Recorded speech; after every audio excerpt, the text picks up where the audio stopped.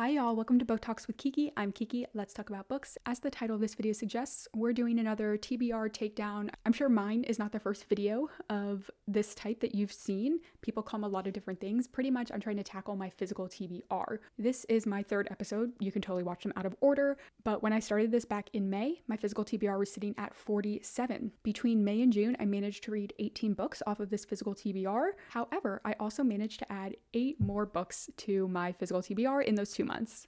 So that gave us a net change of 10 books, which made my physical TBR at the end of last episode and at the start of this episode for July, 37 books. In the previous videos, I started these episodes out with me picking the 8 to 10 books that I wanted to prioritize on my physical TBR for that month. But I think this time I'm going to be a little bit more go with the flow. I'm just going to pick up the book that I'm currently interested in, and then maybe as I'm reading that one, I can think about what I'm going to do next, but I don't want to plan out my entire month in advance. With that said though, I do suspect I will read somewhere around 10 physical books this month. I don't really ever have a hard goal number. It just depends on how busy I am and how much time I want to spend rotting in my bed reading. But based on previous episodes, that is the general average pace that I've been able to keep up with. And if that is the case, and if last episode is any indication, this video is probably very long. So please feel free to check out the timestamps in the description box down below for the breakdown of what books I actually end up reading this month and the timestamps where you could go to listen to those reviews. Most of my reviews are pretty spoiler free, and then if I do wade into spoiler territory, I try to notate that in the timestamps. With all of that intro out of the way, the first book I think I'm going to read for July is When We Lost Our Heads by Heather O'Neill. I read The Capital of Dreams by Heather O'Neill, I believe in February of this year in 2025, and I really loved it. Ever since then, I wanted to read more of her, and this book just kind of always caught my eye with its cover. I think the cover is so gorgeous. This is going to be my first book off of my physical TBR. I'll come back when I finish it. All right, y'all, it's about a week into the month and I've finished 2 books, so I got to talk about them. One of them in particular I really have to talk about. But first, we're going to talk about the first book I read this month, which was When We Lost Our Heads by Heather O'Neill. And this story is about 2 privileged young girls fall in love and fall in hate with each other. They're kind of frenemies. They meet when they're children. They kind of form this intense bond with each other. Some things happen that separate them, and it just follows both of their lives separately and then as they kind of come back to each other. A too long dinner read of this book is be gay and do crime. This book is like be gay and do crime and kind of be terrible people. This takes place in early 19th century Montreal. It is loosely inspired by the French Revolution. I say loosely, but some of the connections to the French Revolution are a bit more subtle than others. Honestly, nothing about this book is that subtle. One of the main girls' names is Marie Antoinette. And then there's another character in this book called Mary Robespierre. And then the other main character's girl name is Sadie Arnett, who is like a loose Marquis de Sade stand-in. Like I said, it's not very subtle. And that's probably one of the things I disliked about this book is it's not very subtle at all. I read The Capital of Dreams by Heather O'Neill back in February and loved it. I think I rated it a 4.75 stars. I almost rated it a 5-star. Unfortunately, this one just like didn't work as well for me. And a lot of it came down to Heather O'Neill's writing, which was shocking because I liked it in The Capital of Dreams, but it's gotten me so in my head. Maybe I need to reread The Capital of Dreams because since then I've read a lot more books. Even the past, 6 months, I've read a lot more books, and maybe her writing style just doesn't work for me anymore. From what I can remember, her writing style in this is very similar to how it was in The Capital of Dreams, very heavy on simile, very kind of simple lines, but lots of metaphor in them. But I liked it in The Capital of Dreams because The Capital of Dreams was kind of a dark fairy tale coming of age story, and so I thought the tone, the kind of quirky, weird way that she would write fit the tone of that book. In this, it just didn't. This was a lot of telling and not showing, and it gave her characters a self-awareness that I just don't think worked. They would just be too self-aware of each other and other characters. It also made the characters very flat because she wouldn't let the reader determine their own interpretation of the character. She would just tell you these things in a very flat manner as the narrator. It just kind of created a hollow atmosphere. Overall, the writing got on my nerves. There were definitely many lines that I liked. For instance, this is a quote that I liked, quote, "The jeering, because it came from women, was high-pitched and shrill. The reporters were forced to resort to mythological analogies to describe it. They were harpies and banshees. Because they had never heard the sound before, they could not describe it as simply as a group of angry women who wanted their rights." So I liked that quote, but then there are other ones I didn't. So for instance, this is a very small line, but quote, Her heart started fluttering, as though she were a moth and Marie were a giant flame. And I was just like, that's really, we're doing a moth to a flame? That is one of the most overused, cliched metaphors out there. What? It wasn't just that she was using this image, it was that she said it and stated it so specifically. And this is on page 322 of 400 pages. So we've been with these characters for a while. We already know that they are pulled together and that they have this kind of magnetic relationship between them. We don't need such a simple, obvious metaphor so late in this book to describe their relationship. It's just not necessary. This is another example. Quote, Mary Robespierre didn't feel like herself when she worked at the factory. She felt dehumanized. She felt like an automation. The machines were more effective and productive than she was. The second book I'm going to talk about has a similar idea of this alienation and this dehumanization through labor, especially labor that is in a capitalist kind of society. This is just not well done. I just don't think you needed to say she felt dehumanized. Show us her dehumanization. Show us that alienation from herself. Do not say she felt dehumanized and like an automation in the machine. Like, this is not a difficult image or idea to get across. Those were just some examples of the telling and the reason why the writing eventually just got on my nerves. It's not bad writing, it's just too simple. Like I said, it just gives a kind of hollowness to the story. I am wondering though, if I hadn't read The Capital of Dreams first, if I started with this book, if I would have liked it more, if I would have found Heather O'Neill's tone interesting. But instead, I'm just kind of left wondering if she's a one-trick pony. Like, is this the only way that she can write? If so, it's kind of boring. Again, I think it worked in The Capital of Dreams because I thought she was using that style in a very particular way to capture a kind of fairy tale, dark humor-esque tone. And you know what? This book proved it is actually possible to overuse similes. She overuses similes in this. Overuses similes to the point again where it's, why are you telling me this? Show me this. I think she was like, well, I'm going to drop in the simile and it's going to be an image and it's like I'm showing you. And I'm like, no, your characters are directly stating these things. The ending was a bit of a letdown too, which again, I don't want to keep talking about The Capital of Dreams, but I loved the ending in The Capital of Dreams. In fact, the ending in The Capital of Dreams probably was one of the reasons that it got almost a 5-star, because I thought the way that it recontextualized a lot of the events that we'd already seen was brilliant. I was so blown away. She does like a triple twist in this, and I didn't think it was necessary at all. I was like, okay, I don't care. So this was a 3-star. I liked the themes of this book. Like I said, it kind of draws comparison to the French Revolution during the Industrial Revolution, and the themes about intersectionality, especially between class and gender. There's a lot of feminism in this book, and these women trying to fight for their rights, not just as women, but also as working class women. And they think that because the upper class women are women too, and you know, they have some feminist ideas going on, that they would appreciate and unite with the working class. And through this book, we learn that that's not going to be the case. And I liked the themes of intersectionality in this. I thought she did a good job with them. Sometimes a little bit too on the nose, but I liked it. So I think that's the main reason I still keep this as a 3-star. It just overall, it was a little bit simplistic for me. I did like the toxic lesbian vibes going on in this. Lots of toxic lesbian vibes. I like the themes of it. I just didn't think the writing was complex enough to actually fully support and articulate these very complicated, very complex, nuanced ideas. So I think it was a bit of a letdown there. That was When We Lost Our Heads. After that, I picked up The Grapes of Wrath by John Steinbeck.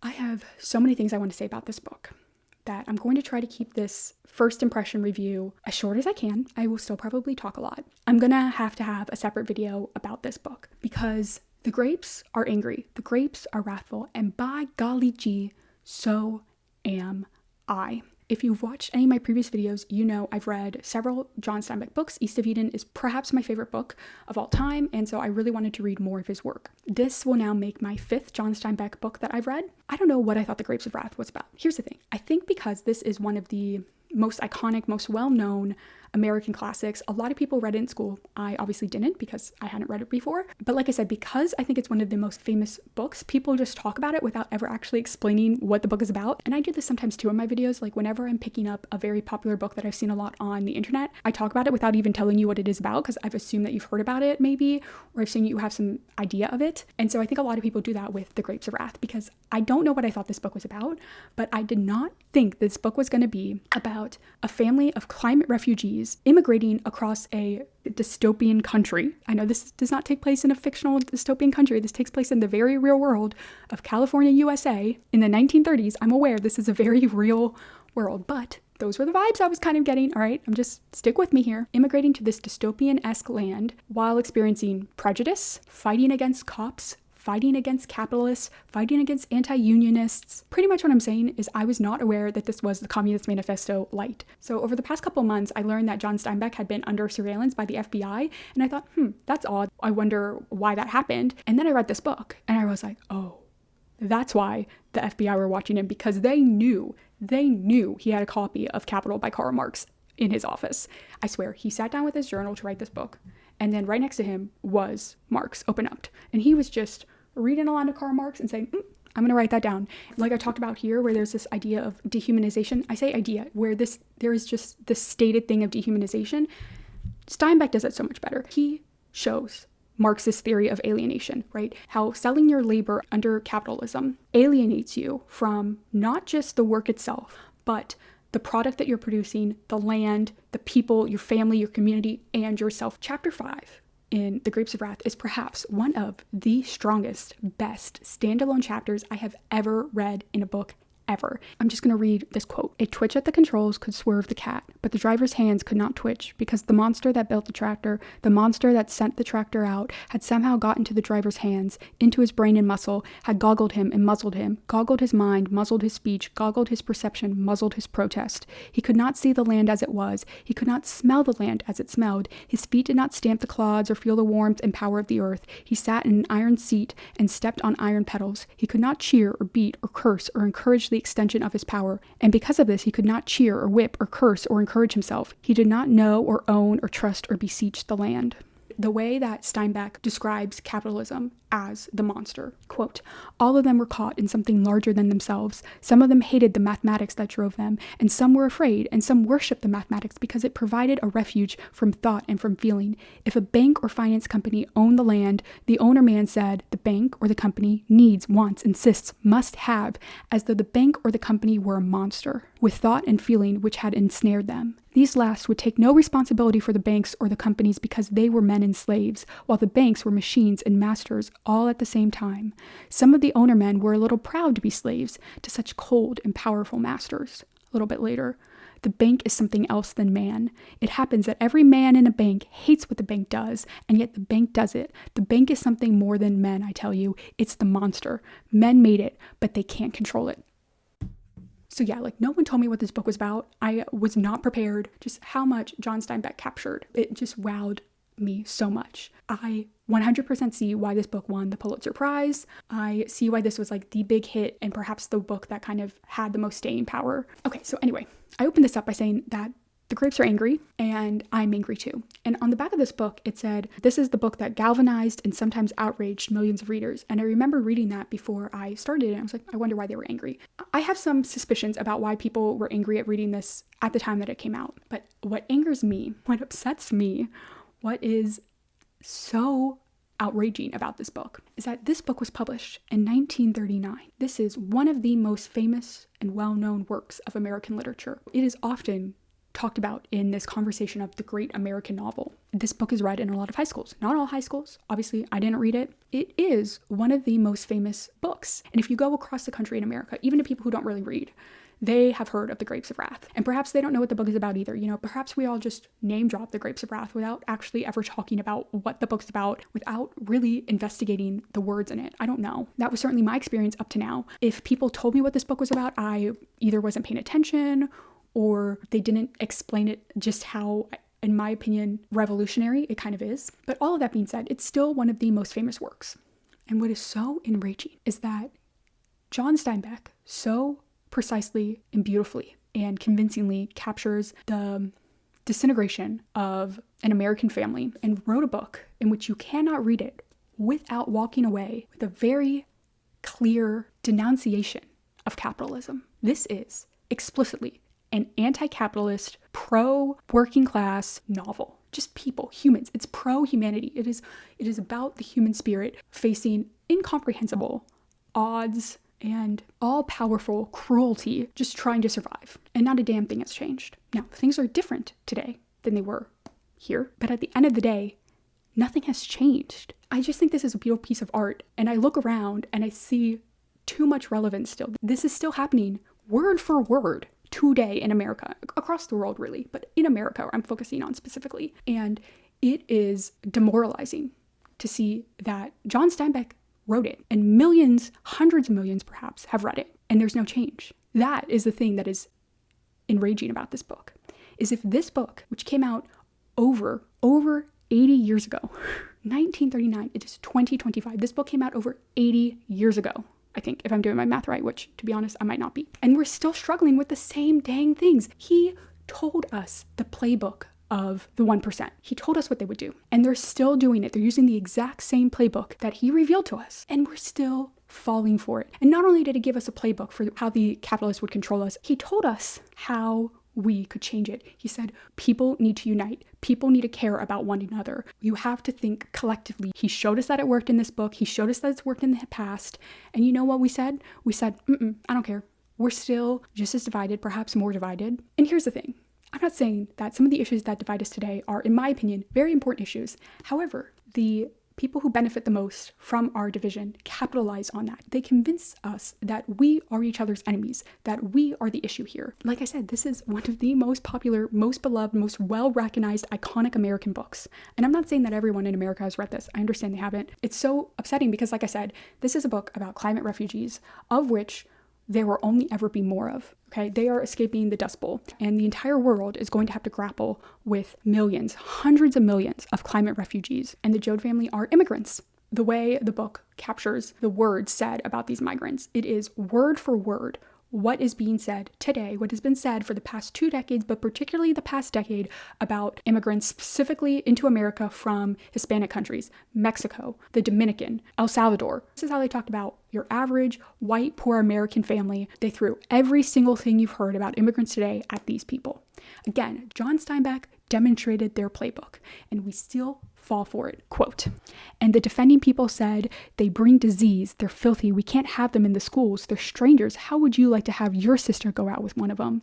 The local people whipped themselves into a mold of cruelty. Then they formed units, squads, and armed them with clubs, with gas, with guns. We own the country.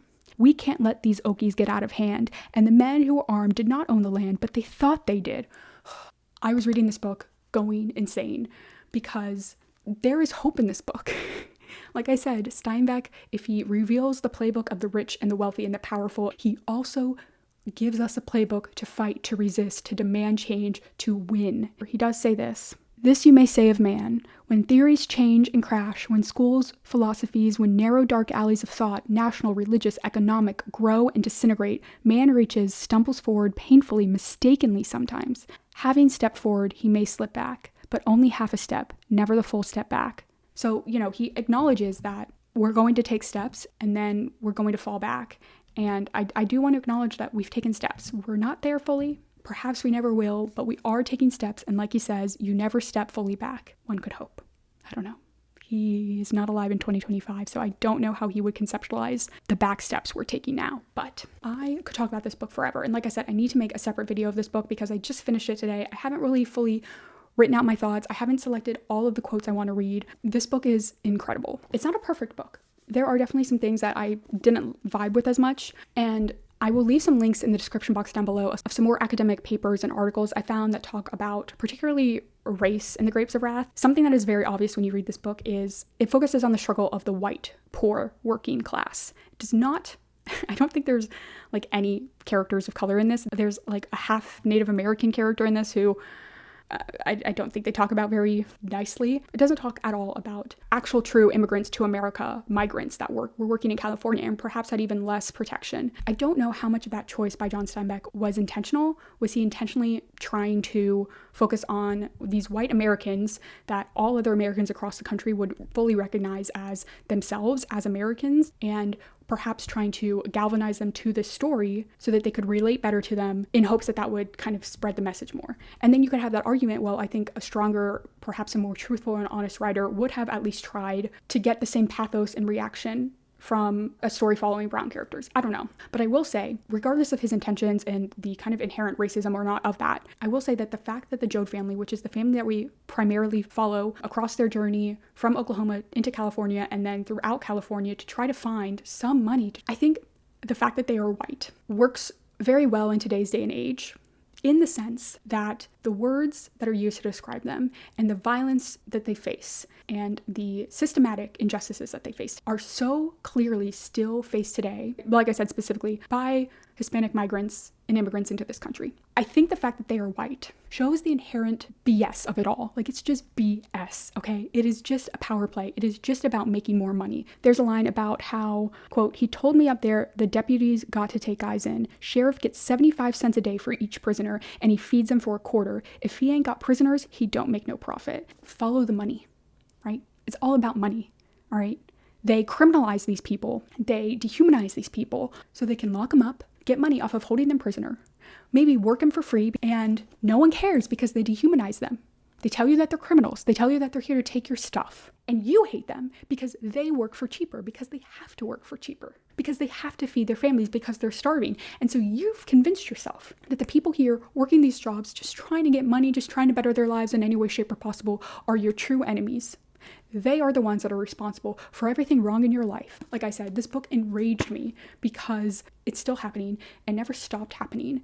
And I think the fact that they are just white Americans, as I said, I don't know how to say it any more intelligently at this point than just shows you the inherent bullcrap of it all. It's just bullcrap, okay? It's all about power, and it's all about keeping us separated and divided and convincing us that we are each other's worst enemy when we're not. I've already talked about this book for way longer than I wanted to in this video. I have to get a whole separate video up on this. And like I said, the most upsetting thing about this book is that he told us, he showed us, we read it, we didn't listen, we didn't care, and we're still stuck. We're still here. And there's hope in this book, but by golly gee, it's hard for me to feel the hope. And for now, I will leave this review with the titular quote. And in the eyes of the people, there is the failure, and in the eyes of the hungry, there is the growing wrath.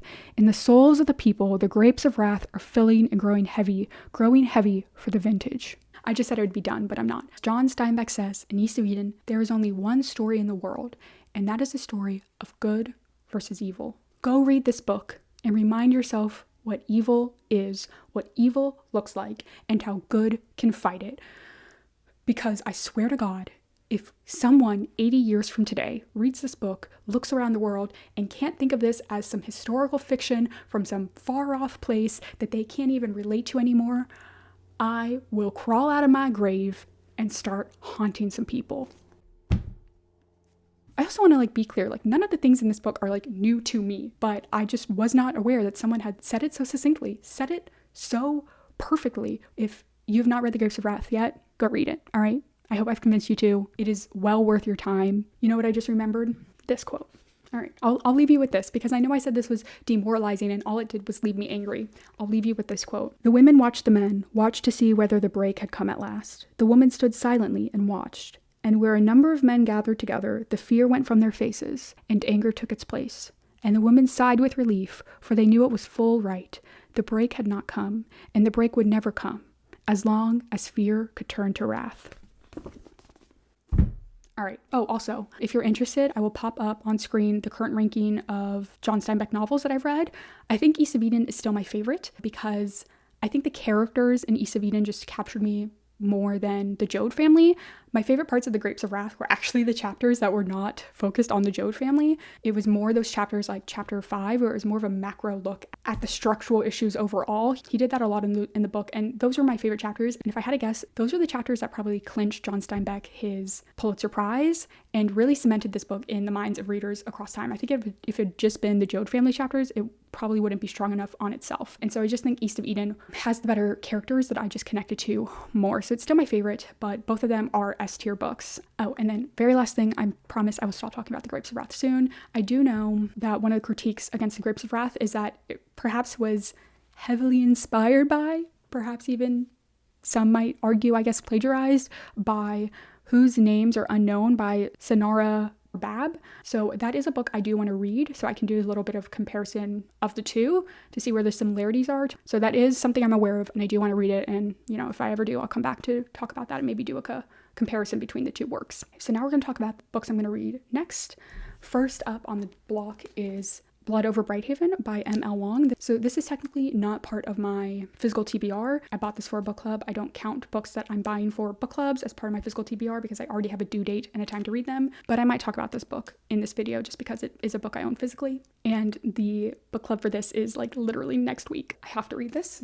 After that, talking about my actual TBR now, I think I'm going to pick up The Dutch House by Ann Patchett. I don't actually really know what this book is about. I don't know.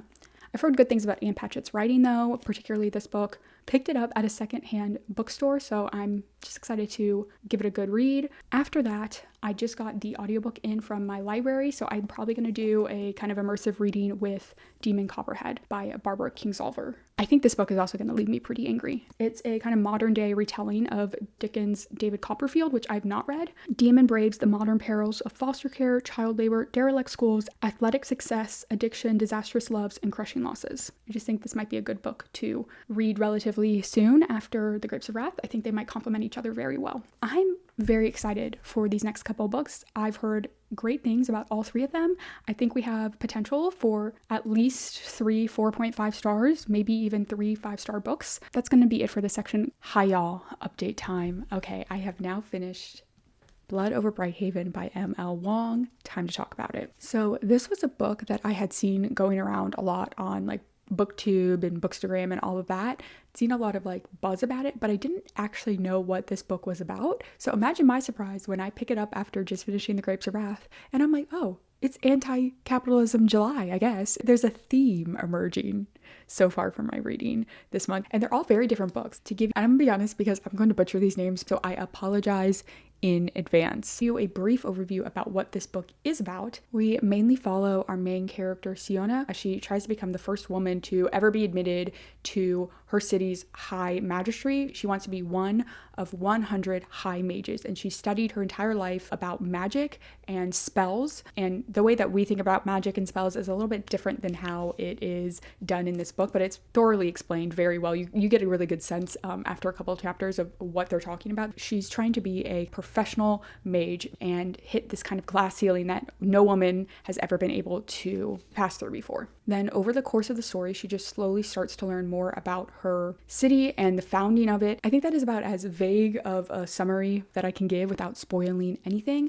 I would say the less you go into this book knowing, the better. So I'm going to just keep it high level for this first half of this review. Something that M.L. Wong does very well. She is a great story crafter. You can tell that she really understands the beats of a story and what makes a story good and compelling. I think she just like shows off her skill in the first 5 chapters of this book. First chapter is fantastic. She just immediately opens up on this world and introduces you to a character, and she demands that you immediately care about them. She gives you the stakes, she gives you the tension, she gives you the emotional importance of this task that we're watching him go through. And while we don't quite know why exactly he is important yet, we are 100% on his side, rooting for him within like 3 pages. It's a very exciting, heartbreaking first chapter. You're immediately engaged in this world, you're asking questions, but you're not super confused. And then the next chapter is where we first meet Siona. You know, we're in a completely different type of setting. She has to make us care about this different character, and she does a great job with this. And Siona is our main POV for the majority of this book. You immediately want to root for Siona because her goal and motivation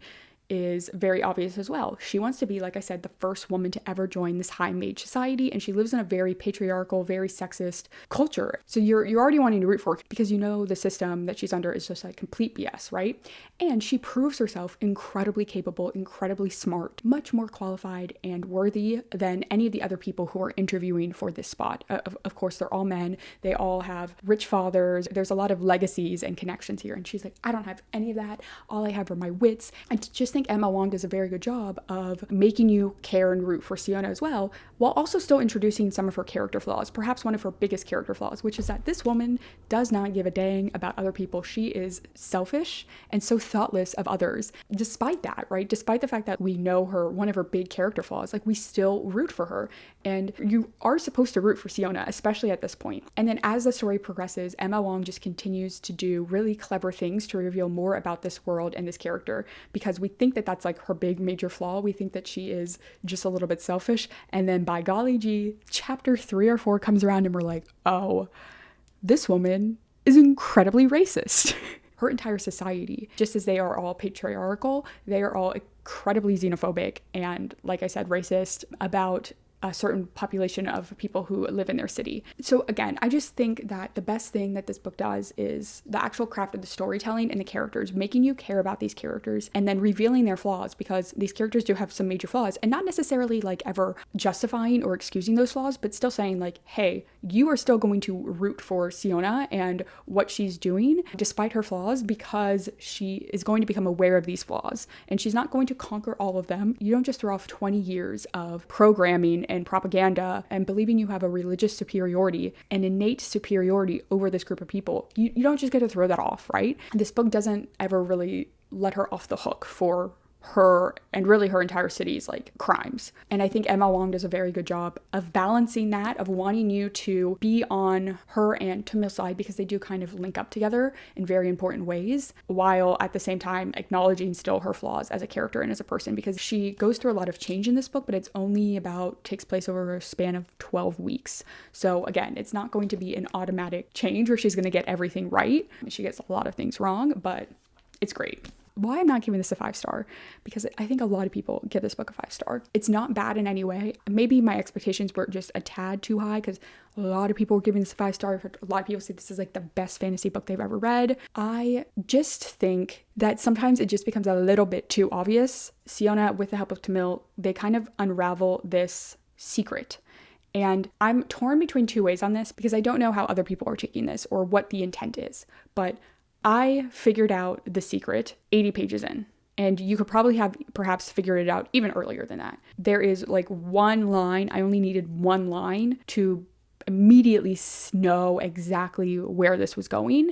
And of course, that's exactly where it went. Now, I want to give Emma Wong some credit, because she kind of is like, yes, it's obvious where this is going. The secret, the mystery, the conspiracy is not really like the point. It's not like the reveal of the conspiracy is the point of the book. That happens probably about 40% of the way through the book anyway. And multiple people are kind of like, yeah, it's obvious. Like, it is obvious. So I think the fact that it is obvious is part of the point of this, but it's not just that reveal that is the obvious thing. Most of the ending is pretty obvious. Again, I clocked how one big event was going to happen at the end, probably about 40% of the way through. Like, once the conspiracy was fully like understood, I was like, this is how it's going to end. This is the only way this book can end. While I really appreciated the themes of this book, I just think sometimes they were a bit too on the nose. Not necessarily the themes surrounding xenophobia and prejudice and all of that, because as unfortunate as it is, she's pulling directly from history there. You can't say it's too obvious. People really are that obvious about their hate. So that's not my issue. It's more,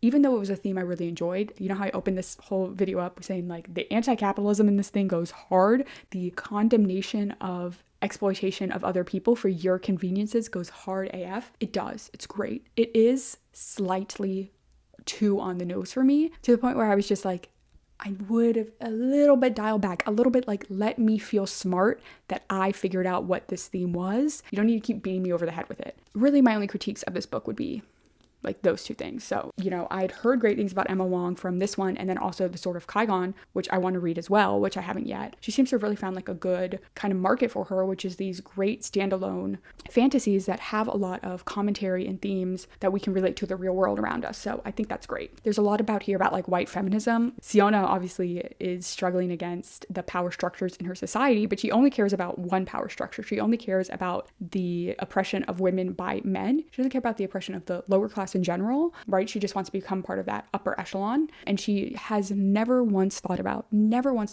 the Quen population in her city and the way that they have to bow and scrape, and the horrendous living conditions that they live in, the way that they are legally and religiously made second-class citizens, the oppression and the exploitation of the Quen people being so obvious is part of the story, right? It's saying like, you can be so incredibly horrific to people if you have convinced everyone else that those people deserve it in some way. I wonder if anyone could draw conclusions or parallels between this book and things maybe happening today in the real world. Furthermore, like, this book looks at you and says, you are not a good person, regardless of your intentions, because you allow your desire for conveniences and for things to be easy and cheap to blind you or numb you to the true reality of how you get those conveniences, why things are cheap, why you can live your peaceful, privileged life at the expense of others. And that as much as you might give lip service to that, the book says, well, your intention doesn't matter because your impact is clearly negative. You're not putting your money where your mouth is. This was a good book to challenge me. It really does look at everyone and holds a mirror up to them and says, what would have been your line? What is your line for what someone's life is worth, what your iPhone is worth, which I'm literally filming this on, okay? I got a MacBook. I've got all of these technologies, all of these conveniences of modern life, okay? I'm a hypocrite, I get it, but this is what this book is saying is you are a hypocrite, and you need to ask yourself, at what point would you care about the lives that are being ruined just so that you can have a cushy one? That's why I really like Siona, because even though she is extremely flawed, and you could argue about her true intentions and motivations behind some of her actions, at the end of the day, you can tell that she is truly upset about some of the things that she's learning, and she has a line that she comes across way sooner than a lot of other people in her world. And, you could definitely argue that the true hero in this book is Tamil, even though he's not like the main narrator, which I think is 100% accurate because he's really the true, perhaps emotional heartbeat of this story. Oh, one thing I did want to say, I mentioned this before. I didn't like, though, how much of his POV we got. I just thought this was an area where Emma Wong's writing, she took like perhaps the easy way out. I think it was great to start the story with him. And then after that first chapter, to like 50% of the way through, we are solely in Siona's head. And then starting about 50% of the way through, we get Tamil's point of view. And there was a moment where this happens and I said, oh, now we're going to switch to only having his point of view. Okay, I like it. But we didn't. We got his point of view for like half a chapter. And then we went back to Siona for like 6 chapters. And then we get his point of view for half a chapter. And then we go back to Siona's. I don't like that. I'm going to be honest. Because to me, that makes it seem like you could find no other way to clue us into Tamil's like true thoughts or feelings without sprinkling in his point of view. When it's utilized that sparse, to me, that's what it reveals. It would be different if she said halfway through the book, okay, now I am solely focusing on Tamil's point of view, because I could see that is something that would have served the themes of the story. Once we got to that midpoint and we have this reveal, switching the point of view from Siona to Tamil would have been good. Like I would have been like, I see what she's doing there, what statement she's making by changing whose point of view we are seeing these actions through. But like I said, she doesn't keep up with it. She just sprinkles him in. I don't like it when that happens. If you're going to have a multi-person POV, have it somewhat balanced, or at least much more balanced than like 80% to 20%. And again, I didn't do the actual math. It could have been a little bit more, but it was not by much, right? Like have it balanced. This has kind of all been relatively spoiler free, but go ahead and skip to this next part of the video. I will leave a timestamp up above because I'm going to just go ahead and spoil something. So I'm going to give you 5 seconds, 4 seconds. Don't stay here. If you stay here, don't get mad at me. All right, I'm giving you 1 extra second. Okay, spoilers. Ready? Yeah, like I said, I figured out on page 80, the thing that was the clue for me, what the conspiracy was. And magical energy doesn't just come from nowhere. And here's the thing, it's not Emma Wong's fault, because this is basic. Magic will always cost you something, and what is magic going to cost you? And like I said, Siona thinks this is a super secret conspiracy that no one's ever thought about before. And then every other single high mage who's been there for longer than 5 years has been like, oh yeah, we knew that. Like everyone figures it out eventually. And even Tamil, he was like, I had a suspicion. Like I already kind of thought that these two things were a little bit connected. And so I think it is supposed to be obvious. So I didn't think it was like that big of a distraction for me. But then I also clocked that at the end of this book, or that at some point she was going to use whatever spellcast or map or siphon from within the city. And I said she should do it with all of the high mages, which again, I don't think it's like wrong to have guesses and then for your theories to be confirmed. It's just when I say obvious, I mean, I think that in conjunction with how on the nose some of the theming specifically around like the anti-exploitation, capitalism analogy metaphor was, I was like, okay, Okay, so I might be cutting in a little bit to the review I was talking about with Blood Over Brighthaven. I've thought about this book a little bit more, and unfortunately, the more I think about this book, the less I love it. I think this is a 3.75. I might continue to think about it. I'm just jumping in here to say the more I've thought about it, unfortunately, just like the little bit less I've enjoyed it. And I can't fully articulate why. There's a lot here that I did like, more that I liked than I hated, for sure. And I didn't actually hate many things about this book. I just think there were too many small things stacking up for it to be true, like loved. But this is a book that I will probably keep. And this is an author that I really want to read because I've heard great things about The Sword of Kaigon. I think this book was close to being very, very good. I wish it probably had another edit or two and just a little bit more thought and care on the crafting of the message and the themes. All right, I am currently reading The Dutch House by Ann Patchett. After I finished Blood Over Brighthaven, I picked this up. I am about 20% of the way through, and I am going to try to continue to fight through it. I am considering DNFing this book currently. I'm going to try to get to at least 1/3, and if I'm still like, I don't care 1/3 of the way through, I'm probably going to DNF it. It's not in any way a badly written book. It's just boring to me. I'm bored. I don't think there's anything particularly incredible about what the book is saying so far. And granted, sometimes you need to read the entire thing to really appreciate the themes and the message and all of that. I'm with you. And like I said, the writing is not bad. The writing is good, but it's not particularly memorable or beautiful. We're just following these two children while they get a new stepmommy and she's bad to them. And I know this book is going to do more than that. I'm sure it is. I'm pretty sure Ann Patchett was nominated for a Pulitzer Prize. Was it this book that she was nominated for? And I've heard great things about Ann Patchett. I've heard great things about this book itself. So maybe my expectations were too high, but I'm bored by it right now. I would give this a 3-star. Like, I would say it's not bad at all. It's just I don't care about the story. And perhaps this is a me thing. I'm not saying this is the book's fault. I'm just telling you guys, like, I'm struggling with it right now. So I'm going to try to keep reading. But I was planning to read after The Dutch House, I was planning to read Demon Copperhead.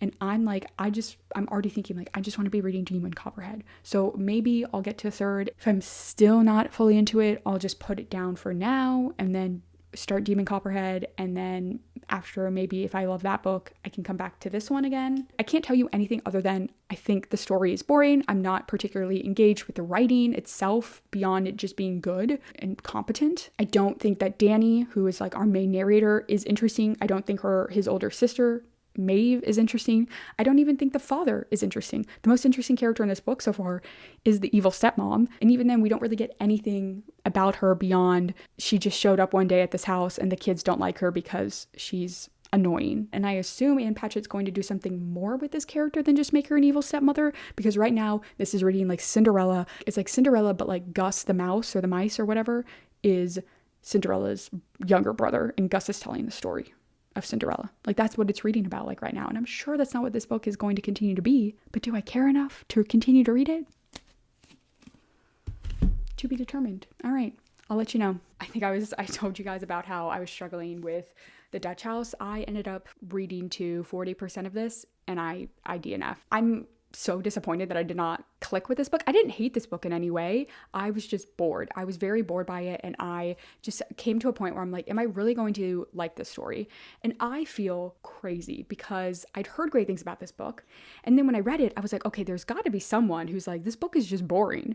And I literally typed in like The Dutch House boring, and I got like no results for it. Like, it showed me The Dutch House and then it said without the word boring in it, and I was like, no, So I'm obviously the problem here. I know I was being very like snarky and a little oversimplistic. It is a well-written Cinderella story. I will give her that. It is very well written, but I just don't see anything particularly incredible about this. There's a lot here about like the theme of memory and how we construct our childhoods, and definitely some stuff about inheritances and what we inherit physically and emotionally and all of that from our parents. But by the time that I DNF'd it, they did give me a little bit of a tease about some of the stuff that Danny and Maeve go through in their future, but honestly, I don't care enough. Sorry. I want to give Ann Patchett another try because, oh my gosh, I am obsessed with her bookstore in, I think it's in Tennessee somewhere. I really want to go there. And please, Ann Patchett, please, I'm sorry I didn't love this book, but I will buy another book of yours, and I promise I'll love that. Please just let me go to your independent bookstore because it looks gorgeous. This just book wasn't for me. I'm sorry. So then I read Demon Copperhead by Barbara Kingsolver. This book just follows our main character and narrator, Demon. His real name is Damon, but he very early on gets the nickname Demon, and he kind of sticks with it. So Demon Copperhead. He's born to a single mother, I think in Virginia, definitely like Appalachian mountain area.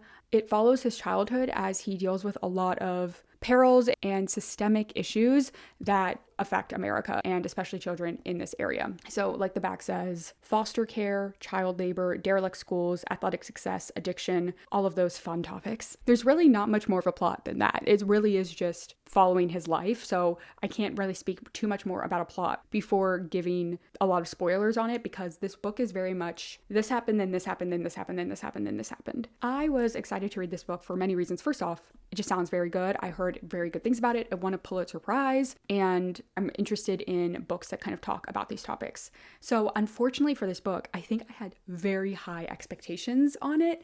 And it's a good book, but I did not love it as much as I was expecting to love it. I kind of had this feeling a little bit with James by Percival Everett too, which I read before it won the Pulitzer. I read in February. I'd already heard a lot of good buzz about it, and I knew that it was in contention for a lot of awards. I just know a lot of people had good reviews about it. So I was fully expecting that to be like full 5 stars, no issues, best book I've ever read.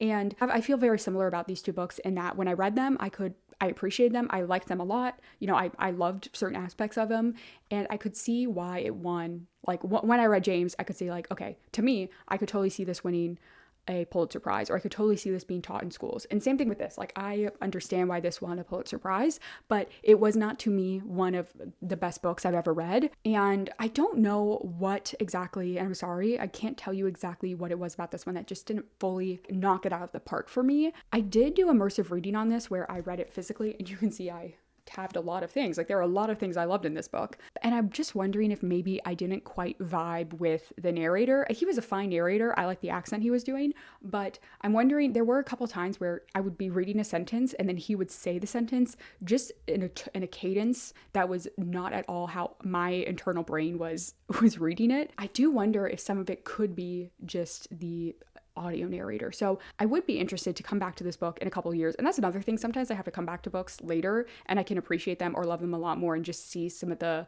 groundwork that maybe is easy to miss on the first read. But I would be interested when I do reread this to not do an audiobook and just read it physically to see if that changes my rating at all. I don't know exactly what I would rate this. Definitely at least a 4.25, like a 4.25 or 4.5. I think I had just very high expectations, and perhaps no book could reach those expectations. Although I feel like I had high expectations for Grapes of Wrath as well, and it more than fulfilled those. There is nothing about this book in particular that I could pinpoint as disliking. Maybe to a certain extent, some of the extent to which this book is just this happened, then this happened, then this happened, then this happened, then this happened. And sometimes those things were not truly, it didn't really seem all that related. Now, to be fair, sometimes in life, there's no, this action causes this. Like, we wish it could be like that. And sure, certainly there are some situations where it's like that. But a lot of times it's just this bad thing happens and you get through it, or you're getting through it, and then this bad thing happens. And it's luck of the draw. It's just how life is. And there's nothing about this book that I would say is unrealistic. I'm sure, unfortunately, that many, many people can relate to this story, or at least a good portion of it. I can definitely relate to generations impacted by addiction and addiction to different substances, mental health and depression issues. Obviously, there is a big drug abuse problem in America, particularly relating to opioids. And Barbara Kingsolver obviously did a lot of research on these topics and how they would impact certain populations, and why she picked, I think it's very important that she picked specifically this location in America to talk about, because they are probably one of the most impacted geographical regions when it comes to these topics. The cutting of state funding, of poor education, of no social services is interesting. Some of this could just be, I haven't read David Copperfield, which is the big inspiration and influence on this book, so I wonder how much of this is a choice to mimic him. Again, I'm sorry, I'm trying to find a reason. I'm trying to understand why this wasn't hit it out of the park. As I'm talking, perhaps there wasn't anything that was wrong with it. Certain prose and certain writing styles just hit me harder than others. She's a very good writer. I have no critiques about her writing at all. It just had very high expectations, unfortunately. And I'm saying unfortunately as if a rating of 4.25 is not extremely high. I still really love this book. Like I said, I'm already thinking about, I would love to reread it in a couple of years. I just think I was like, this is going to be a 5-star. I know this is going to be a 5-star. This is going to be the best book I've read. And it wasn't. So I think I'm just trying to understand why it wasn't. But I also don't want to be like, oh, it's a bad thing that it's not the best book I've ever read. I don't expect that from every book. So I don't know if this review was helpful at all. I would recommend this book. After I read Demon Copperhead, I picked up Five Broken Blades by May Corland. And so a little backstory on this. This is one of the books that I bought simply because it was on a sale. I had heard some actually good things about it on Instagram, which that was my first mistake. And then I saw it on Book Outlet. It was during Book Outlet's $5.99 fiction sale. So I got this book for $6. And you know what? I'm not completely heartless, okay? It's a I hate sprayed edges, but if you're gonna do sprayed edges, this is how you do sprayed edges. I hate the sprayed edges on Blood Over Brighthaven. Hate it. It's just the red.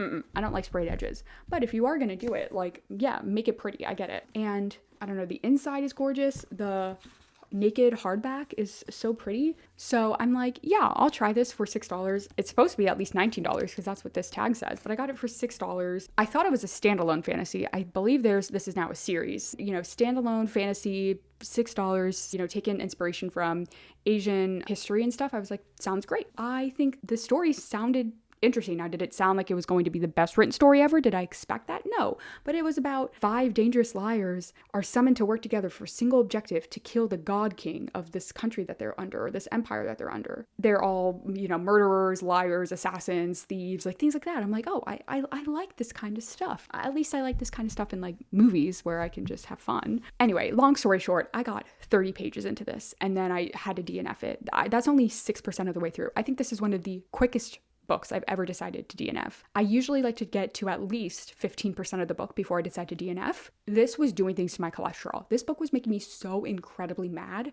In the first page, I was getting mad. First page, I was like, uh-oh, we're in for some deep trouble.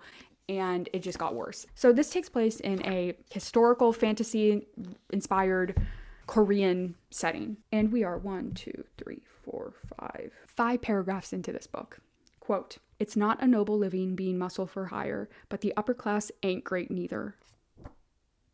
Why is this character saying the word ain't or thinking the word ain't? Immediately took me out. And I know someone's gonna be like, that's not that big of a deal. Yes, it is. Yes, it is. It immediately took me out. The page before, the author's note before is Korea has a rich mythology and vibrant culture all its own. Then do historical Koreans say the word ain't? They don't. I mean, maybe they do. Who knows? Maybe this book taught me something and I'm showing myself as being super ignorant. And that's just like the small example of the tone of this book. It doesn't care about creating a consistent setting for its characters to inhabit or the world building or anything. It doesn't. I cannot even begin to count the number of things in this book in the first 30 pages that is just pure, objectively bad writing. And I don't want to hate on this book because what's the point?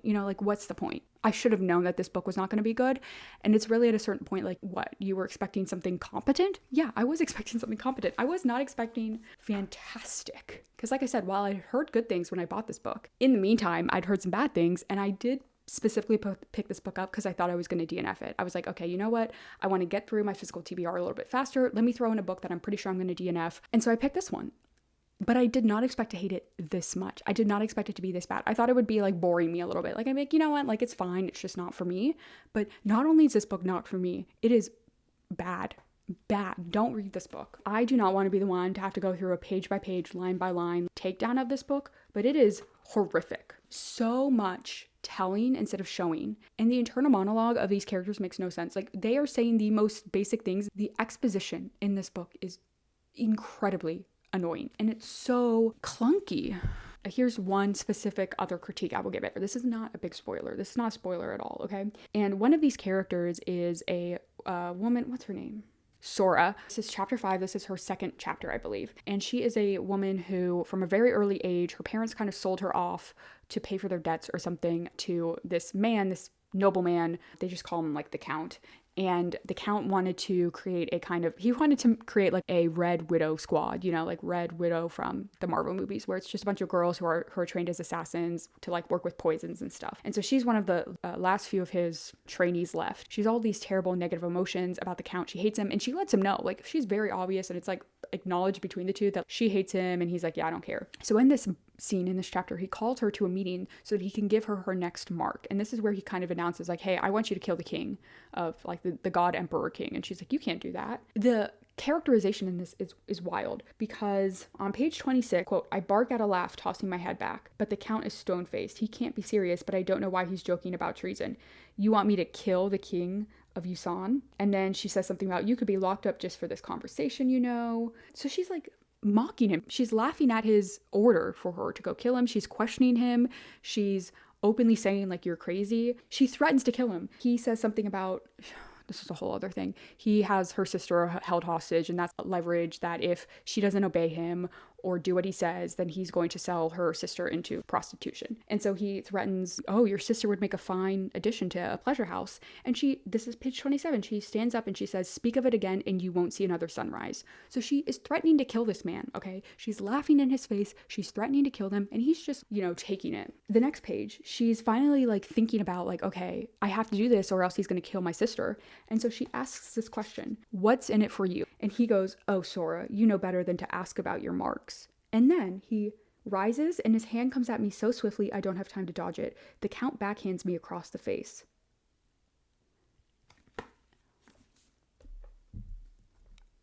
So he won't slap her for her laughing at him. He won't slap her for her threatening to kill him. He won't slap her for her questioning the mark earlier for multiple lines. For a page and a half, she's like, you're kind of crazy. But he will slap her for asking, why do you want me to kill him? Now, it's totally fine that he slaps her for that question if he also slapped her for the previous insubordination, disrespect, and mocking of him that she did. This is 2 pages in horrific, terrible writing. Who edited this book? Because whoever edited this book did this author such a disservice, because this is basic. I cannot keep talking about it. This book does not deserve this much time and energy into it. And here's the thing. I think this might be a first edition. I don't know. I'm not one of those people who understands like how to read the like publishing page of any book. It says first edition May 2024. This doesn't really matter. Whether this is a first edition or a special edition or a second printing, the fact of the matter that a book of this quality can get a printing like this as a first edition or whatever. I'm not super alarmist about the state of publishing. All these YouTube videos about like TikTok ruining this and doing this, and to a certain extent, I think they have certain points, but I also think some of them are just way too alarmist. And it's like bad books have always been published. What I assume this publisher did was they read this book and said, this is a terrible book. No one's going to want to read it. Let's make it pretty. And maybe we'll get some poor suckers. Because the aesthetification of this, the artist had to have put more work and effort in to how the book looks than the editors really put into what's in the book. And I know that's a mean thing to say, so I'm going to stop that. Like, I'm sorry, I can't. This book is not only not for me, I do not think this book is for anyone. I wouldn't read it if I were you. If you thought about it, you were like, maybe I'll like it. You won't like it. You won't like it. If you do like it,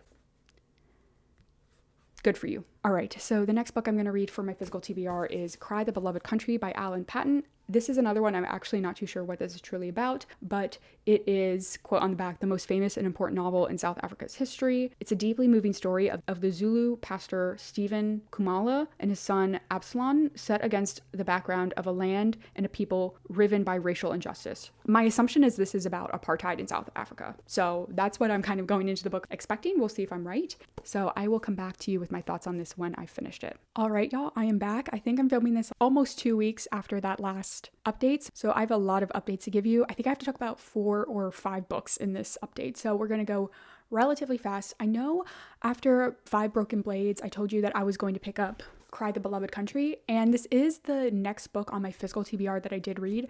I did briefly. And I'm going to make this brief because this is like perhaps one of my most unpopular opinions, I feel like. I did end up reading The 7 Husbands of Evelyn Hugo by Taylor Jenkins Reid. The reason I did this is because some very nice coworkers of mine who I'm very close with, and we always talk about the books that we're reading. One of them was reading this book and the other one had already read it. And so they were like really excited to talk about it. And they were like, you should read it. Like, we think maybe you would like it. And I was like, oh, I don't know. Cause this was a book that it's a very hyped up TikTok book, which those automatically give me a pause. And to be fair to this book, I had heard mainly like really good things about it, but I was just like, I don't know if the population that this book works for, if like I'm part of it, if I'm really going to enjoy it as much. And I said, okay, let me check it out on my library. And I got a ebook copy like the next day. So I had to read that before I read Cry the Beloved Country. Suffice to say, I did not like it as much as them. My fears and kind of hesitations going into the book proved to be true. I ended up giving it a 2-star. I wouldn't say I hated the book, but I actively disliked the book. And to me, it's like the very definition and example of an overhyped internet book with absolutely no true substance, just vibes. And I think a lot of people would be offended by that because Taylor Jenkins Reid does make an effort to have some real ideas in there. I just don't think it particularly works that well. But I really do think it's just like vibes, drama, and aesthetic. And that's why people like this book. And that's totally fine. Like, this is not, listen, if you love this book, if this is a 5-star book, I actually don't think that that's that crazy of a book. Like, there was like, if you read 5 Broken Blades and you were like 5-star book, I would be like, we need to sit down and talk. If you read 7 Husbands of Evelyn Hugo and you're like 5 stars, I'm like, you know what? That's why it's a 2-star for me, because like once we get into the 2-star area, I'm like, I can understand why other people would like this book, and I can see it does have some value. Like, it might not have worked for me that well, and I do think that there are like legitimate objective flaws to the book, but I can totally see why those flaws might not matter to other people, or might not seem that big of a deal, or might not bother them at all. And like, that's kind of how I feel about this book. But for me personally, my reading enjoyment of this was low. I don't think the writing was particularly that strong. It wasn't bad, but it was at the very best mid. The themes were a mess and not very consistent or well thought out and executed.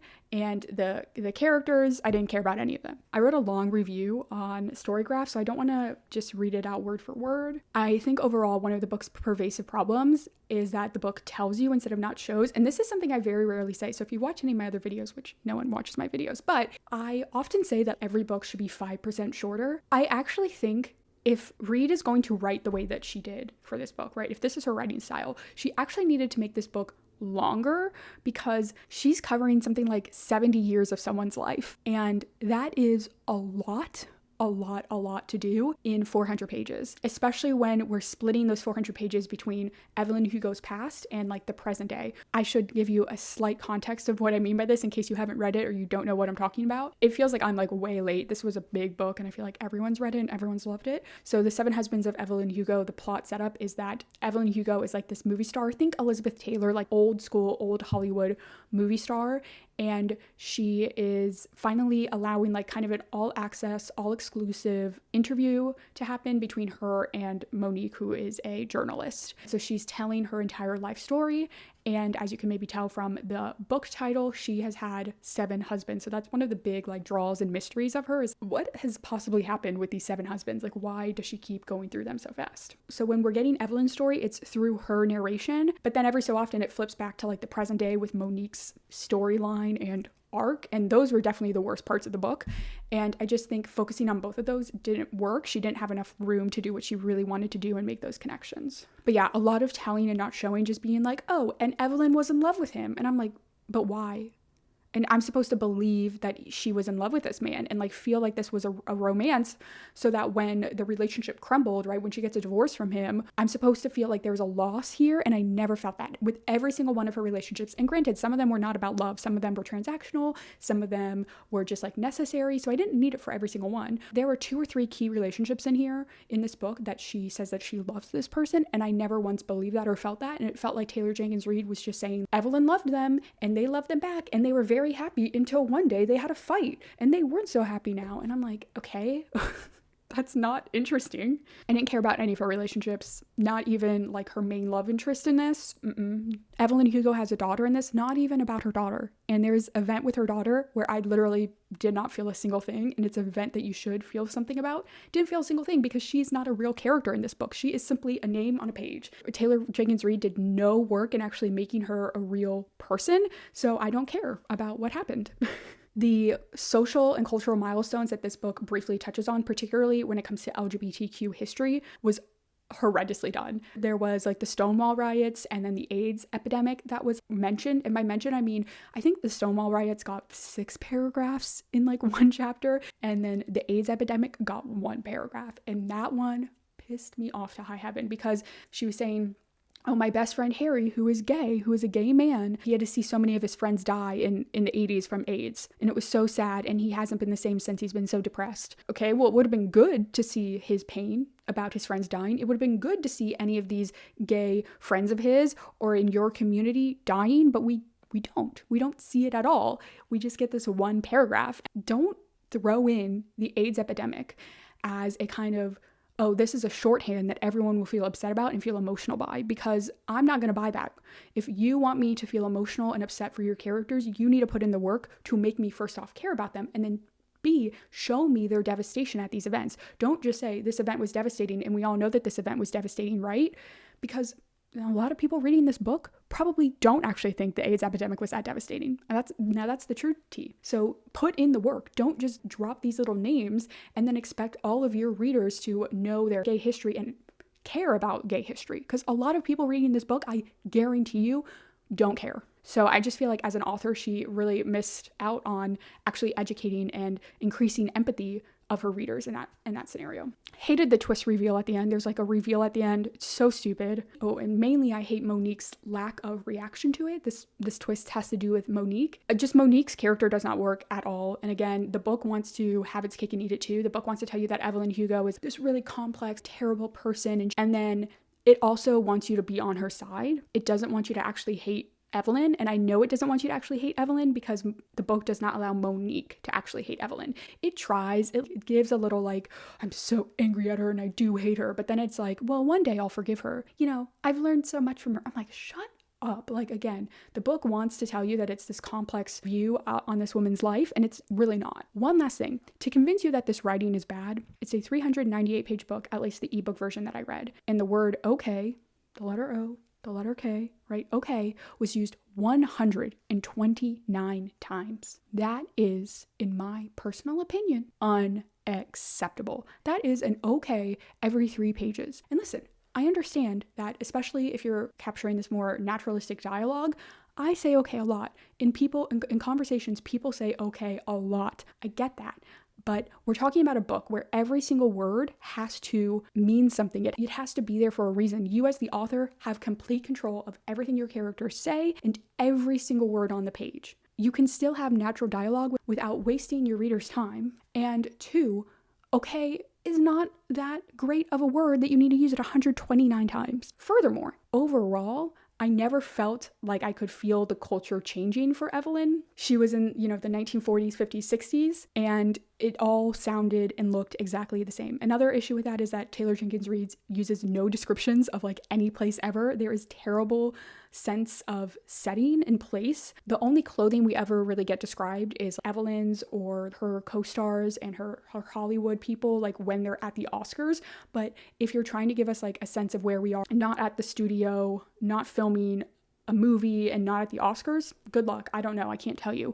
There's no sense of like where we actually are in a timeline about the year that we're at. And you can tell that the author knows that because she is forced to use like newspaper headlines to give us a clue unto like what year we're in. She can't like find a way to do that more naturally in the narration itself. I'm sorry, to me, that's a failing of the writing. Okay, anyway. I talked about this book way too long, so I had to read that first. Obviously, you can tell I didn't like it. Then I picked up Cry the Beloved Country by Alan Paton. This was officially on my Physical TBR list. I think when I introduced this book, I said that this would take place in South Africa during apartheid. What I learned is actually this book takes place right before apartheid becomes official law in South Africa. In fact, this book was published months before the law officially became passed. And so it was written the year before. So Alan Paton definitely like could sense something. So it's not apartheid South Africa, but it's like right pre-apartheid South Africa. Although really, as I was reading it, I was like, so is this apartheid or is it not? Because they already seem very segregated. There's already a clear social caste and system, but it just wasn't like official law yet in South Africa. And there are several characters in this book who fight against that, who are anti this idea of apartheid or complete separation of races. But anyway, what this book is about. This is a story about fathers and sons, crime, violence, forgiveness and repentance, fear and love, injustice and compassion. So if you can't tell, I loved it. It follows, like I said, Stephen Kumala, who is a Zulu pastor. So he's a very religious, very Christian man. He lives in this smaller village with his wife, and it's more rural over there still. He has a very small church, very small community, because a lot of people are leaving the village and the town surrounding and going into the cities of South Africa. Most specifically in this book, we focus on Johannesburg. That happened actually to his son. It happened to his son. His son left, and they haven't really heard anything back from him since he left. His sister also left to Johannesburg because her husband went to Johannesburg, and then they never really heard from him again. So she went to follow and try to find him with her child. We sense that this is like a pattern throughout kind of the village and the entire area, where a lot of young people leave their village to go to this big city, and then they never hear from them again. We don't know what happened to them. And so Kumala goes off on this journey to Johannesburg so that he can try to find his sister, and also specifically he wants to find his son. So he leaves his wife at home and he goes on this journey to Johannesburg. Mainly the focus of this book is just trying to give you a sense of South Africa and Johannesburg and the kind of social, political, cultural issues that are at play in South Africa at this time. And Alan Paton is a white South African, but he was a very big anti-apartheid activist. And you can definitely see that even before apartheid was like a true law and just kind of more in practice, he was already very much against it. And then once this book came out, this actually kind of shot him into kind of like the political stratosphere in South Africa, particularly among the progressives who were anti-apartheid.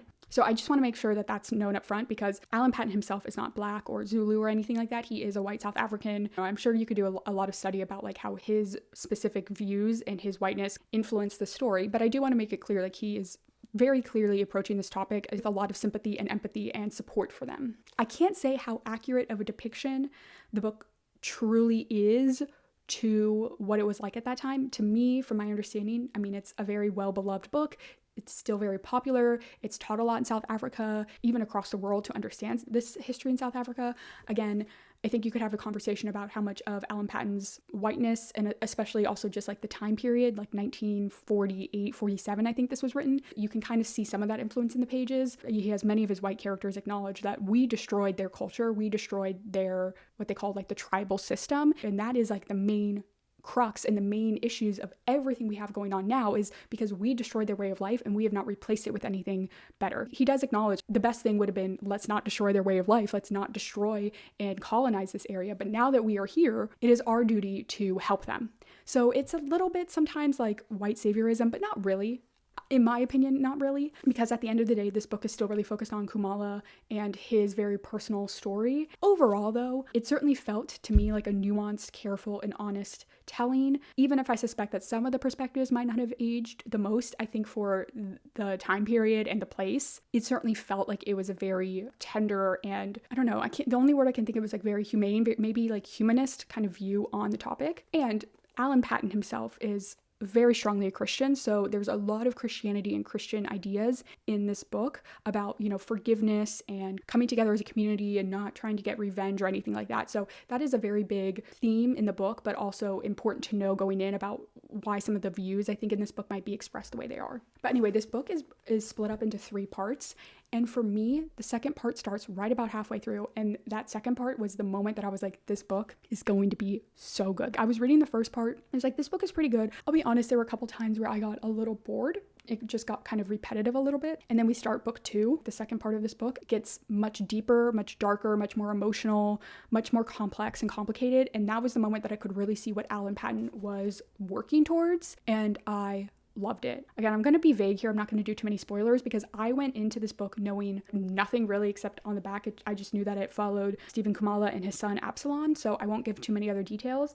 But there's a moment, probably about 60-70% of the way through, I literally gasped out loud. I was so sure that this thing was not going to happen. I was like, there's no way it's going to happen. And then this thing does happen. And I was like, no. And even then, I still had hope that this thing that was happening was going to be stopped before it could fully happen. I think for some people, they might read this and be like, what was the thing that she was so shocked about? But the story like went away and I was like, no, like I literally felt Khumalo's like feelings of like disbelief. So like I said, the second part was definitely my favorite part. And then the third part is, it's like more of a kind of extended epilogue in a way. It's not really an epilogue, but to me, that's kind of how I view it. The main parts of the book are the first part and the second part. Overall, just this writing is so incredibly beautiful. So many beautiful quotes in this. And the way that Paton characterizes South Africa itself is beautiful. You can tell that he truly loves the land itself. There are so many great themes in this. I think the main one, or the most recurring motif, and that's kind of brought up again and again, is the way that people fear each other,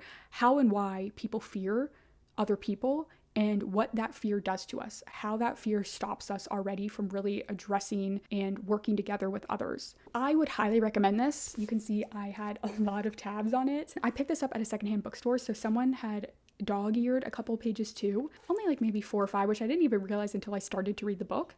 And because of that, like they actually inspired me to continue to dog-ear this book. So I only added maybe like 2 or 3 more pages that I dog-eared of just like entire pages that I just thought were great that I want to come back to. I think you can start to see its age slightly, but overall, I mean, from a book from 1948, I've read books from 1948 or around that time that I feel like have aged way worse, that I kind of just have to go, Okay, ignoring that. But this one, I don't feel as much. Like I said, I think the most uncomfortable parts is sometimes it goes a little bit white saviorist. I would argue that I don't think it is in a way condescending, but it's definitely informed by this Christian belief. So I would just be aware of that. I'm not Christian or that religious myself, but I absolutely love books that are about deeply religious men or women, any deeply religious person that I feel like lives out their religious values well and in a way that brings respect and really shows the best parts of that religion. So you'll see that when I talk about another book a little bit later. That's a bit of a tease, but I think that the Christianity in this book is like the type of Christianity that I wish existed more. I wish it was more popular, at least I'll speak specifically just for America. This is not the type of Christianity that we see very often nowadays, and I wish it existed more because I think it's beautiful, it's great. Despite not being Christian myself, I really liked the representation of Christianity in this. I think originally I gave this a 4.5 star. I think it might be closer to a 4.75. It was very, very close to a 5 star, but I absolutely love this book. I would recommend it. I will say I'm going to read some of my favorite quotes. I have so many of them here. So I'm going to try to be discerning with, I'm going to pick 5, okay? Cry, the beloved country, for the unborn child that is the inheritor of our fear. Let him not love the earth too deeply. Let him not laugh too gladly when the water runs through his fingers, nor stand too silent when the setting sun makes red the veld with fire. Let him not be too moved when the birds of his land are singing, nor give too much of his heart to a mountain or a valley, for fear will rob him of all if he gives too much. Who indeed knows why there can be comfort in a world of desolation? Who indeed knows the secret of the earthly pilgrimage? Who knows for what we live and struggle and die? Who knows what keeps us living and struggling while all things break about us? Who knows why the warm flesh of a child is such comfort when one's own child is lost and cannot be recovered? Wise men write many books in words too hard to understand, but this, the purpose of our lives, the end of all our struggle, is beyond all human wisdom. I love that one. Wise men write many books in words too hard to understand, but this, the purpose of our lives, is beyond all human wisdom. Like, oh, gorgeous. This one was one of the quotes that destroyed me the most. Allow me a minute and nothing more. Those fingers would not write anymore. Allow me a minute, I hear a sound in the kitchen. Allow me a minute while I go to my death. Allow me 1,000 minutes, I am not coming back anymore. All right. Absolutely loved this book. I am so happy that I picked this up at the secondhand bookstore. Loved it, and I'll definitely be keeping this one, and this is definitely a book that you can reread. After Cry the Beloved Country, I picked up Sour Cherry. Let's see if I can get it in frame because I'm terrible at holding these books up. This I hauled, I think, in my last episode, so you can check out like that video if you want to see it.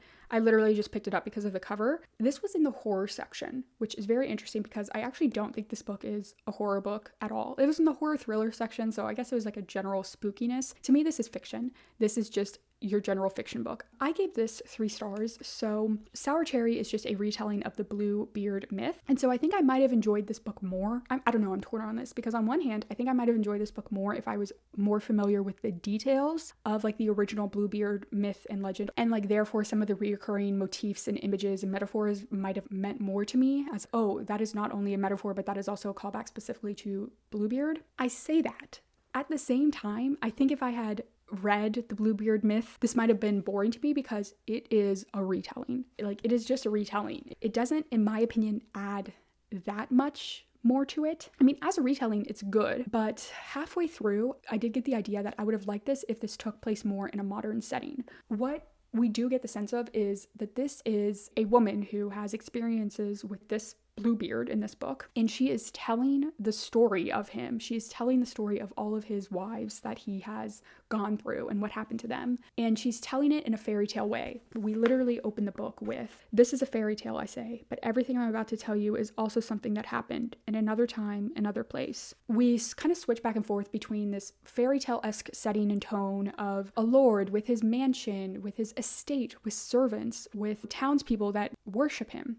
And then this woman, more in the future, in the modern day, we get a sense that she's in an apartment complex in a city, telling this story as a fairy tale. As a framing device, that's very interesting. But I will say halfway through, I was like, I wish I saw more of this as actually a modern story, because it really blurred between like what was real and what was just part of the fairy tale-esque stuff.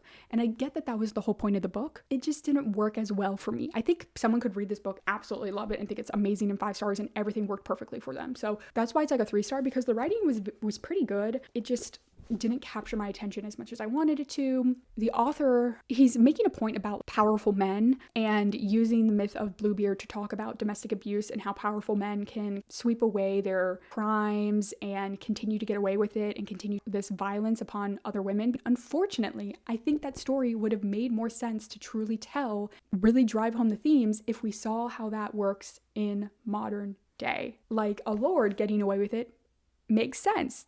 He is the Lord. He is the law. And yes, obviously rich men today, we all know that rich men today can get away with literally whatever crime they want. But how is he using that actual wealth to his advantage? Because when it's a lord, we all understand lords make the laws. There's not really constitutions in place to help the people, right? So it's not like it's expected, but it's expected. Here, the whole point is that the rich can destroy our very judicial systems to their benefit. So let's see it. That's what I was really interested in to see. I really wanted to see a modern retelling of Bluebeard. And to be fair, it's not the book's fault that it didn't give me this, but the more I got more into the fairy tale, the less interested in the fairy tale aspects I was. But if we just got like 10 or 20% more with her who's actually telling the story, because we get the sense that she is one of Bluebeard's wives and victims, then it would have been like more interesting to me. This book is both too long while also like not giving us enough of the Bluebeard myth. I think it's because this book is very heavy front-loaded, where it spends a lot of time with this character Agnes, who is the woman who is taken to the Lord's manor to breastfeed the baby who will become Bluebeard. And we spend 33% of the book with him as a child. And I'm like, okay, that might be interesting, but in childhood, as a baby, he's already kind of like evil. His claws grow too large and he has like too much hair on his body and he smells of the earth and dirt and woods. And those are all like great metaphors or images to like tell us things, but it's not that interesting if a child is just born evil. I don't care about who he is as a child if I don't feel like that childhood really informs his actions as a man. And in my opinion, I don't think the childhood that we saw informs his actions later on as a man. I didn't feel like I got much more information on him. And we spend so much time with Agnes, who is not even one of the wives that is abused or anything like that, that when we finally get to the wives, the whole point of the Bluebeard myth, we cycle through those very fast. We spend a lot of time with his first wife, and then there are literally pages where we get 3 wives in one paragraph. The 3rd did this, the 4th did this, the 5th did this, and they all disappeared. Now, the best part of this book was a chapter called Tristan, and I think the author knows that this was the best part of the book because this takes up like 45, 50 pages of the book, and it acts as its own self-contained short story. So I loved that chapter. Unfortunately, when I think about that chapter in relation to the overall themes about what I'm trying to like take away from this book, I'm like, did it really give me that much? No, it was like a father-son complicated relationship, which I love father-son complicated relationships. So I liked it for that, and the writing was good. As its own self-contained story, it was well written and interesting, but it didn't really go anywhere in my opinion. I don't know. So this was 3 stars. If you were already interested in reading this, I would definitely give it a go.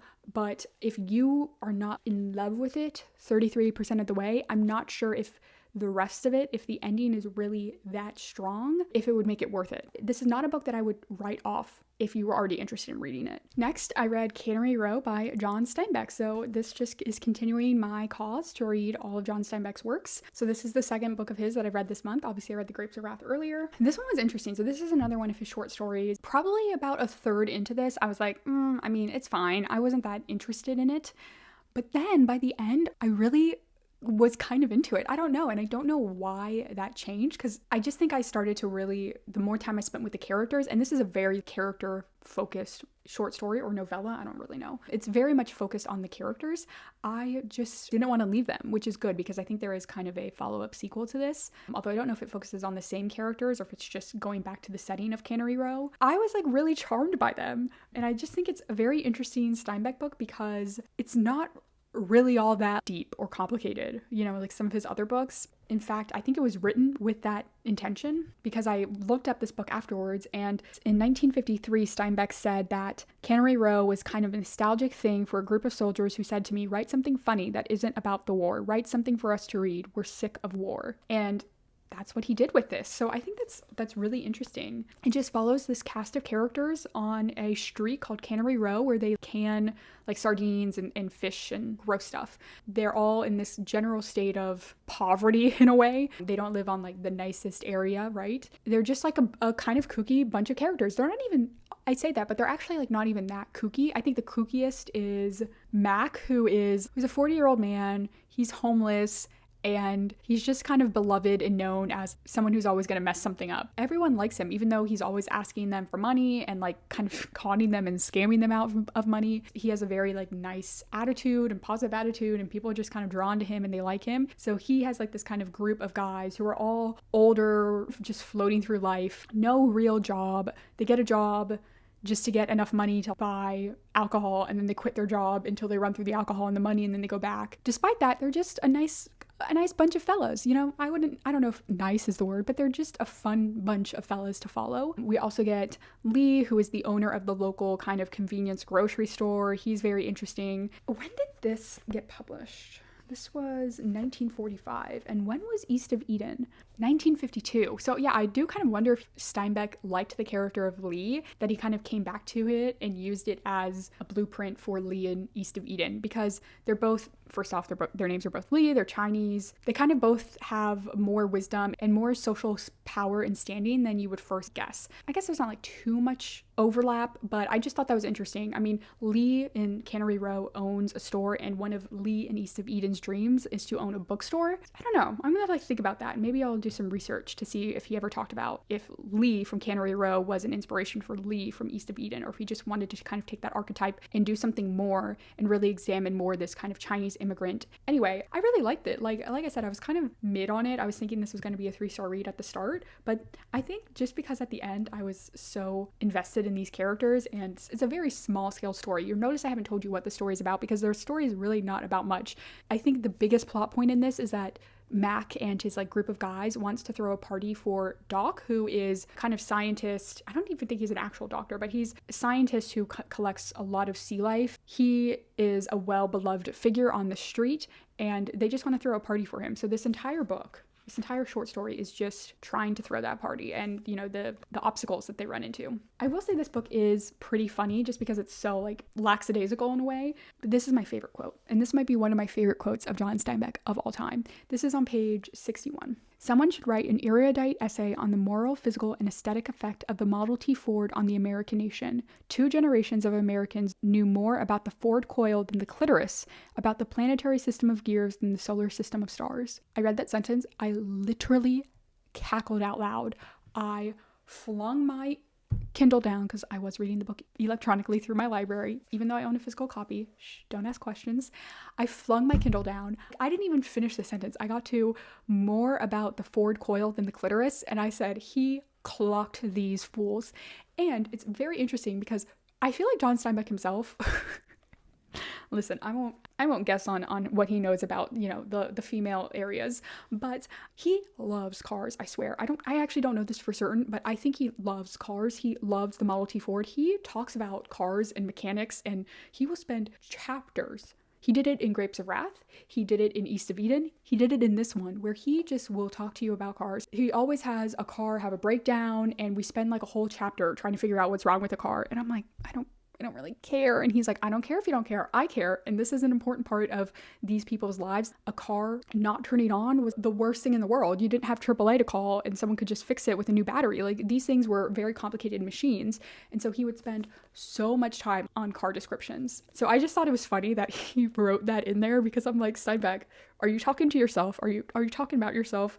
Because you certainly know a heck of a lot about the Model T Ford. Let's see if there's any other quotes. This is a great quote. "It has always seemed strange to me," said Doc, "that the things we admire in men, kindness and generosity, openness, honesty, understanding, and feeling, are the concomitants of failure in our system. And those traits we detest, sharpness, greed, acquisitiveness, meanness, egotism, and self-interest, are the traits of success. And while men admire the quality of the first, they love the produce of the second." Ooh, I highlighted that, said exclamation point, speak it, Steinbeck. So I think this is gonna get a 3.5 stars. Yeah, simply because by the end of it, I was just charmed. I was just very charmed by it. And I could see why, when I started it, I was like, why is this one of his short stories that kind of gets like the nice centennial re-edition, republishing? Because not all of his books get this. And I was like, why is it this one? Because I was so confused. And at the end, I could see why a lot of people were just kind of like charmed by it, and why he did kind of fulfill like his goal setting out was just to make a nice, fun novel that soldiers could read, that had nothing to do with the war, that they could just read to have fun. And I saw that. Now, is it his most intellectual or his best work? No, but I liked it a lot. The final book I will talk to you about for now is Gilead by Marilynne Robinson. So this book is one long letter written by an elderly father, John Ames. It's written to his young son, who he had very late in life. So John Ames, the father, is about 76 when he starts writing this letter, and his son is 6 or 7. So he had him very late in life. He remarried very late in life. He starts this book, obviously he already knows he's old and it's only a matter of time, but when he starts this book, he had recently been to see a doctor, and he was like, yeah, you don't got a lot of time because you have like a heart condition and it's not looking great. So he is even more aware of his mortality and is approaching death. So he writes this letter because he knows his son is really going to grow up without him. He probably won't even remember him all that much because he's 6 or 7 right now. It is one long letter written by the father to the son, and just trying to teach him everything he wants him to know about not just himself, but the world and religion and people. He's trying to just give him as much information as he can, things that he would have told him, experiences, stories that he would have told him about if he was there to grow up along with him. Loved this book. I said earlier that I love books about fathers and sons, and you can tell by how much I loved Cry the Beloved Country. That book is also about father and sons. That book is heavily focused on religion and Christianity and how that informs, a father's view on the world and on his son. And we got it again here, and I loved it. I loved it. So the moment that I knew this book was going to be incredibly good was on page 4. Like, the first page is very good as well, the first couple pages. And this isn't even, I think, the most like profound quote or anything, but it was just so beautiful and striking to me. I highlighted this book like 168 times.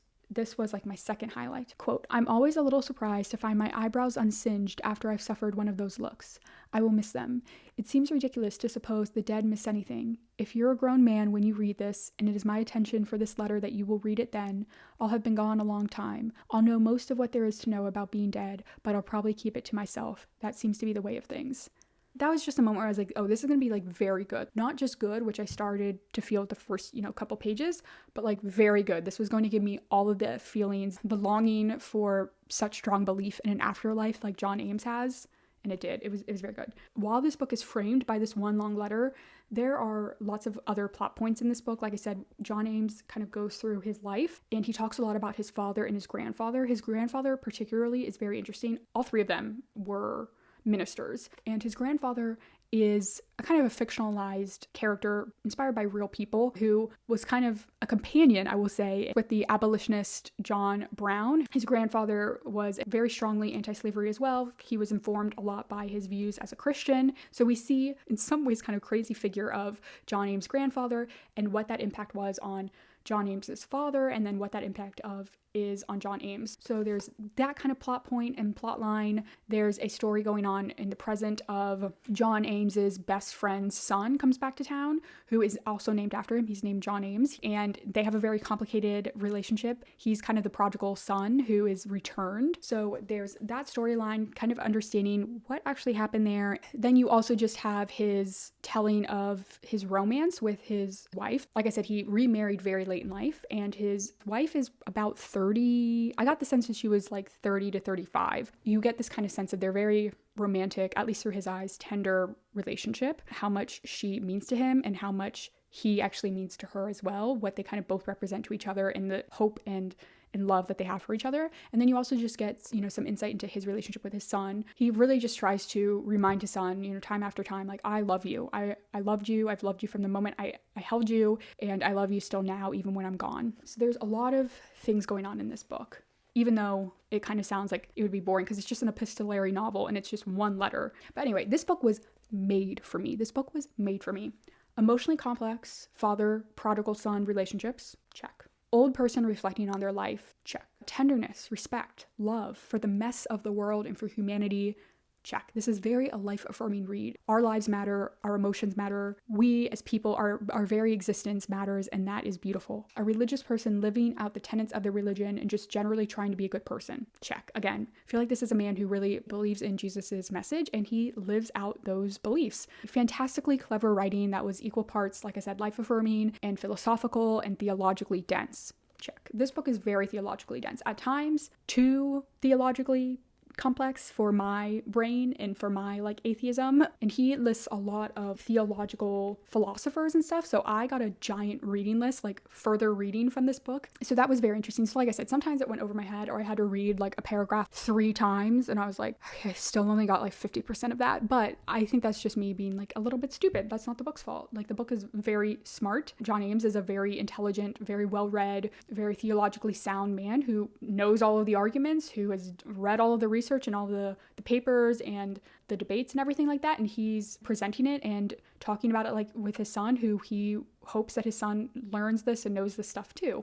You just kind of have to go with that. I love this book. It is surprisingly romantic, and I think I've said this several times, it's very tender. Here's the thing, in some of my other videos and reviews, you might have heard me say the word like it's overly sentimental, and I could maybe see someone saying this book is like overly sentimental, but for me it was the right book at the right time. It worked for me. I was really there. I thought the writing was a very strong, great quality so that it never got to that like overly sentimental thing. It was sentimental, it was tender, but it never felt like trite or boring or overdone or anything like that. Every part of John Ames' life was interesting. His father and his grandfather, his romance with his wife, his love for his children, his contemplation on death, afterlife, heaven, God, all of that. So this book is book 1 in a kind of 4-part interconnected series. I'm a little worried now because I feel like this book ends so beautifully and so well. And also I love John Ames. And so I'm very scared that like suddenly I'm going to read the second book and they're going to be like, actually, I hated John Ames the entire time and he's a terrible man. And I'm going to be like, no, I can't do that. I don't think she's going to do that, but I'm like scared. I will read more Marilynne Robinson after this, like just love this. And so I think it just makes sense to continue to read the books in this kind of like series. This also won the Pulitzer Prize, this book specifically. And I don't really know what books it was up against, but I can see why it would win a Pulitzer Prize. It's very well written, very intellectual. I think it really does capture a bit of that American life. This book is full of so many amazing quotes. It should be illegal, even more here than in Cry the Beloved Country.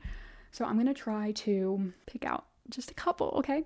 Well, but how deeply I regret any sadness you have suffered and how grateful I am in anticipation of any good you have enjoyed. That is to say, I pray for you. I'd never have believed I'd see a wife of mine doting on a child of mine. It still amazes me every time I think of it. I'm writing this in part to tell you that if you ever wonder what you've done in your life, you have been God's grace to me, a miracle, something more than a miracle. I'm literally choking up, I'm sorry. You may not remember me very well at all, and it may seem to you to be no great thing to have been the good child of an old man in a shabby little town you will have no doubt left behind. If only I had the words to tell you. Any human face is a claim on you because you can't help but understand the singularity of it, the courage, the loneliness in it. I'm going to cry, you guys. I can't. Okay. Love this book. 5 stars. So great. Amazing. Okay. I have been talking so much about books for this update. I'm sorry. I waited too long to do one of these. So the last thing I would say is I finished Gilead, and the book that I'm currently working on is The Bee Sting by Paul Murray. This beast. Look how big it is. I'm currently about 40% of the way through this. So I think it's going to take me a couple more days because it's just like a 650-page book. And the writing is definitely writing that I have to like focus a lot on. But so far I'm really loving it, and I'll come back when I finish it. Hi y'all, I am back. I have now finished The Bee Sting by Paul Murray, and we have to talk about it. I am not going to bury the lead on this at all. I absolutely loved this book. 5 stars. I am so smitten right now. So here's the thing. In this video, there have been times where I have been not very nice, I know, about certain books. I've had very strong opinions, very strong negative opinions about certain books. And sometimes I'm like, am I just a hater? Like, am I the problem? And you know what? Like, maybe I am the problem. Who knows? But every so often I read books and I'm like, no, I am not the problem. I'm a lover. I love books. I love literature. I love great writing.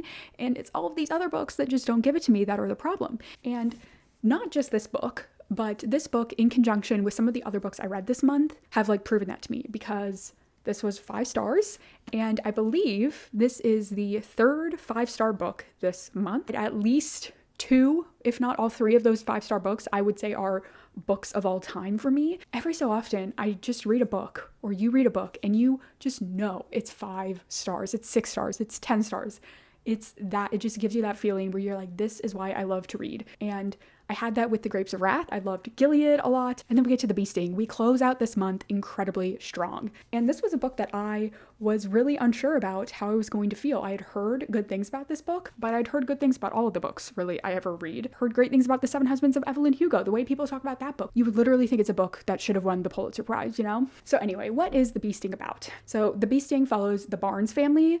There are 4 members of this family: the father, Dickie, the mother, Imelda, the daughter, Cass, and then the 13-year-old or 12-year-old son, PJ. And Cass is just about 16, 17, 18, somewhere around there. They are an Irish family living in the Midlands of Ireland. And The Bee Sting is about the Barnes family falling apart. It's about a family falling apart, assumingly spurred on by a big financial crisis. So this book takes place, I would say, around like 2012-ish, 2012 to 2014. I don't think we ever actually get an exact date, but the economic boom of Ireland that happened in the mid 90s to early 2000s, which I believe they called the Celtic Tiger, has come and gone, and the global financial crisis has really hit. But I don't think we're really right there in 2007 or 8 times. We're a little bit past that, where the worst of it has been going on, and now we're kind of still in the afterwaves, where you might have been able to survive the first initial shock, but it's the years of very slow growth, of continued stagnation, that is really what is catching up now to the Barnes family. And this is important because Father Dickie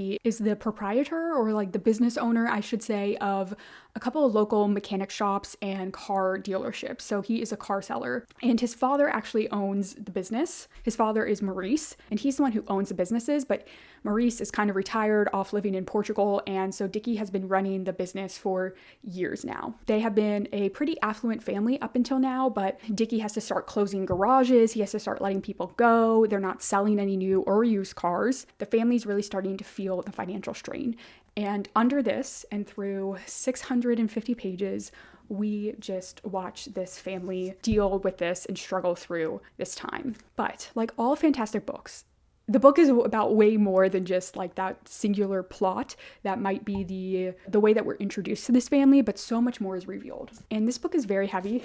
I said it's a big paperback, so I'm going to put it down for now, and I'll have a little graphic of the book up here so everyone knows what book we're talking about. So it is about climate change, human connection and loneliness, communication versus lies. It is about poverty and class, ghosts and the haunting of the past, second chances and missed opportunities. I think these are all very big kind of spectrums and themes that we are experience in this book. Grief, generational poverty and trauma, and violence. It's so interesting.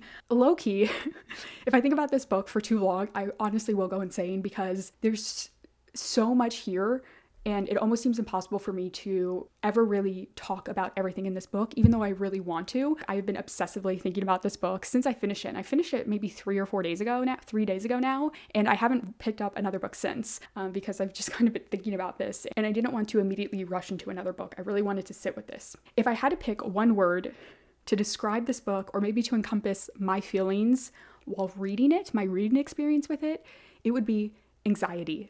I love this book, but I would make sure that you are in a good mental state before you pick it up, especially if you struggle with anxiety, especially over thoughts about like climate change or apocalypse or just general family strife. If those topics could be potentially triggering for you, I would still recommend this book, and I would still say read it, but don't read it unless you're in a good space mentally, because it's definitely a tragedy. This book is definitely a tragedy. It's kind of a comedic tragedy, but there is definitely a lot of anxiety, and at least for me, there were multiple times where characters would think a very kind of sad and depressing thought, and I would just go, I've had this exact thought. Again, especially relating to climate disasters and, a person's individual responsibility towards creating those circumstances. I will give that as a warning ahead of time. Listen, this book is just brilliant.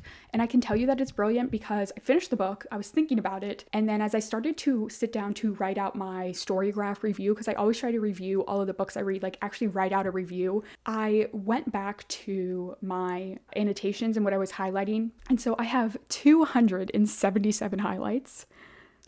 That's a lot. But the first highlight I made was on page 5. And I highlighted it just because I kind of thought it was funny. So that is the only reason I highlighted that. And then, like I said, put this book down, went back through my highlights. This is the first one that I highlighted. And I'm like, oh my gosh, he is already setting up central themes. He's already setting things up that come back at the end that are a major focus on the last part of this book, the last 50 pages. But that is how I know that this book is so genius and there are so many layers to it, and I will never be able to fully articulate and connect all of the dots. I'm already like, can I do a reread of this yet? Like, should I do a reread now? Should I reread this yearly in July? Like, that is how much I really love this book right now. The way this book is structured, we get a perspective and a narration from each of the 4 family members. We start with Cass. Then we move to PJ, who, like I said, is about 12. Then we move to Imelda, and then we move to Dickie. We first get Dickie's point of view 337 pages into the book. So we spend a lot of time with these characters. I think Cass's section is almost 90 pages. I think PJ's might be somewhere between 70 or 80 pages. Imelda's is 100 pages at least. Then we get Dickie for a while. And then the very last part of the book, we start to get a short chapter from one of them and then go on to the next one. So it starts to cycle through their perspectives a lot quicker and faster. And that also was when I started to not be able to put the book down, because the author does a really good job of creating that increase in pace. And I think that's one of the ways that he does it structurally with the book. The strongest part about this book is undeniably the characters and the way that Paul Murray captures their voices and makes you care about every single one. And not only that, but he makes you feel like whatever situation they are struggling with in their little section specifically is the most important thing in the world. I was reading Cass's chapter, and one of the big kind of arcs in her story is, of course, in the background, we have this family drama. She is hyper-focused on her best friend, Elaine, who she has a very intense, close, intimate relationship with.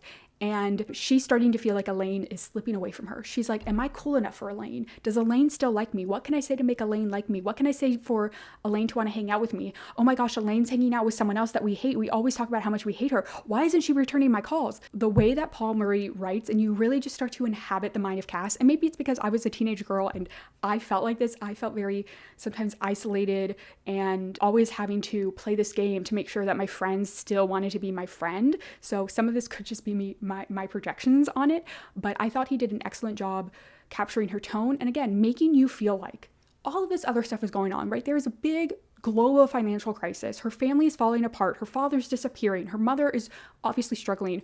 Her brother wants to desperately hang out with her and like be kids again. She needs to be studying for her final exams for high school. And she doesn't care about any of that. And you know what? I'm with her. I'm like, yes, Cass, you do need to worry this much about going to that party so you can hang out with Elaine. And he does this with PJ. PJ is struggling with, some boy in his class is upset at PJ and PJ's father because he feels like they scammed his mother out of $160. Something went wrong on her car. And he thinks it's PJ's responsibility that money gets repaid. So this boy in his class who's bigger, taller, stronger, beats him up and is like, you owe me $160. And so PJ's chapter, we just follow him around watching him try to scrounge up 160, I say dollars, euros. We see him try to scrounge up this money. He's selling his video games. He's selling his game consoles. He's selling things that matter to him all to make this money. And I am, again, when I'm in with him, I am 100% convinced that if he does not get this money, it is the end of the world. It's amazing to read because that is how these characters feel, especially kids. Like, they care about their problems. They don't care about the world. They don't care about anything else. For them, high school is life and death, right? Trying to avoid a bully or trying not to get beat up, like that, first off, that is already kind of higher stakes than just like friendship drama. But PJ and Cass feel these difficulties as strongly and as urgently as anyone else deals with any other problems. And I think Paul Murray captures that fantastically. Then we get to Imelda's chapter, and she is the first of the parents' point of views that we see. And we get a very strong sense of what we think she should be like based on PJ and Cass's point of view, particularly Cass's point of view. She doesn't have a very nice perception or idea of her mother. And we learn that Imelda is way deeper, way more complex, has much more of a complicated history, and there's much more going on with her than either of her kids could ever imagine. And this kind of goes to, some of those things I was saying. So much of this family is shrouded from each other in secrets. And this is a very big theme, how we put on masks to hide our true selves because we are scared of rejection. We are scared of being our real selves. We see this with Cass a lot with her relationship with Elaine. Elaine is a very demanding, high maintenance friend, and Cass feels like she must perform a certain way to remain her friend. And so that means that Cass has secrets from her friends, from her family, from her true self. We see it with PJ. And then we also see it with Imelda because she's never told her children. She's never really let them see or know where she came from. And without getting too spoilery on what exactly Imelda's past was like, it was all hidden from her children, and it's revealed to us. It provides a lot of insight into Imelda that you just wouldn't have expected. Then, like I said, we get to Dickie. We're 337 pages into it. We've seen Dickie through the eyes of his children and his wife. And so again, we have a very clear idea of who he is, what he's like. When we got to Dickie's chapter, I was like, oh my gosh, how long is it? I'm gonna have to listen to stupid Dickie. He ended up being my favorite character. Maybe just the character I related to the most. I thought the way that, again, Paul Murray kind of subverts our expectations and really paints a more complete human, true picture of a person was... Okay, so that is all I'm going to say for this spoiler-free section. I am going to move on to spoilers. And when I tell you these are spoilers, I mean these are huge spoilers. Please do yourself a favor. Stop here if you've not read this book. Go read this book. I promise you it's worth your time. I'll be honest, I don't think this is going to be 5 stars for everyone. I can see why someone wouldn't rate this 5 stars. It might be a little bit too long for them, or they just might not connect with the characters as much as I do. However, I think this book is very, very good. So even if it's not 5 stars for you, I can't really imagine people not taking anything from it or like hating this book. I can't imagine that. I'm sure there are people out there who do hate this book and are like, it's a complete waste of time. But I'm gonna be honest, some people's opinions are objectively wrong. And that's all I'm going to say on that. In my personal opinion, your personal opinion is objectively wrong.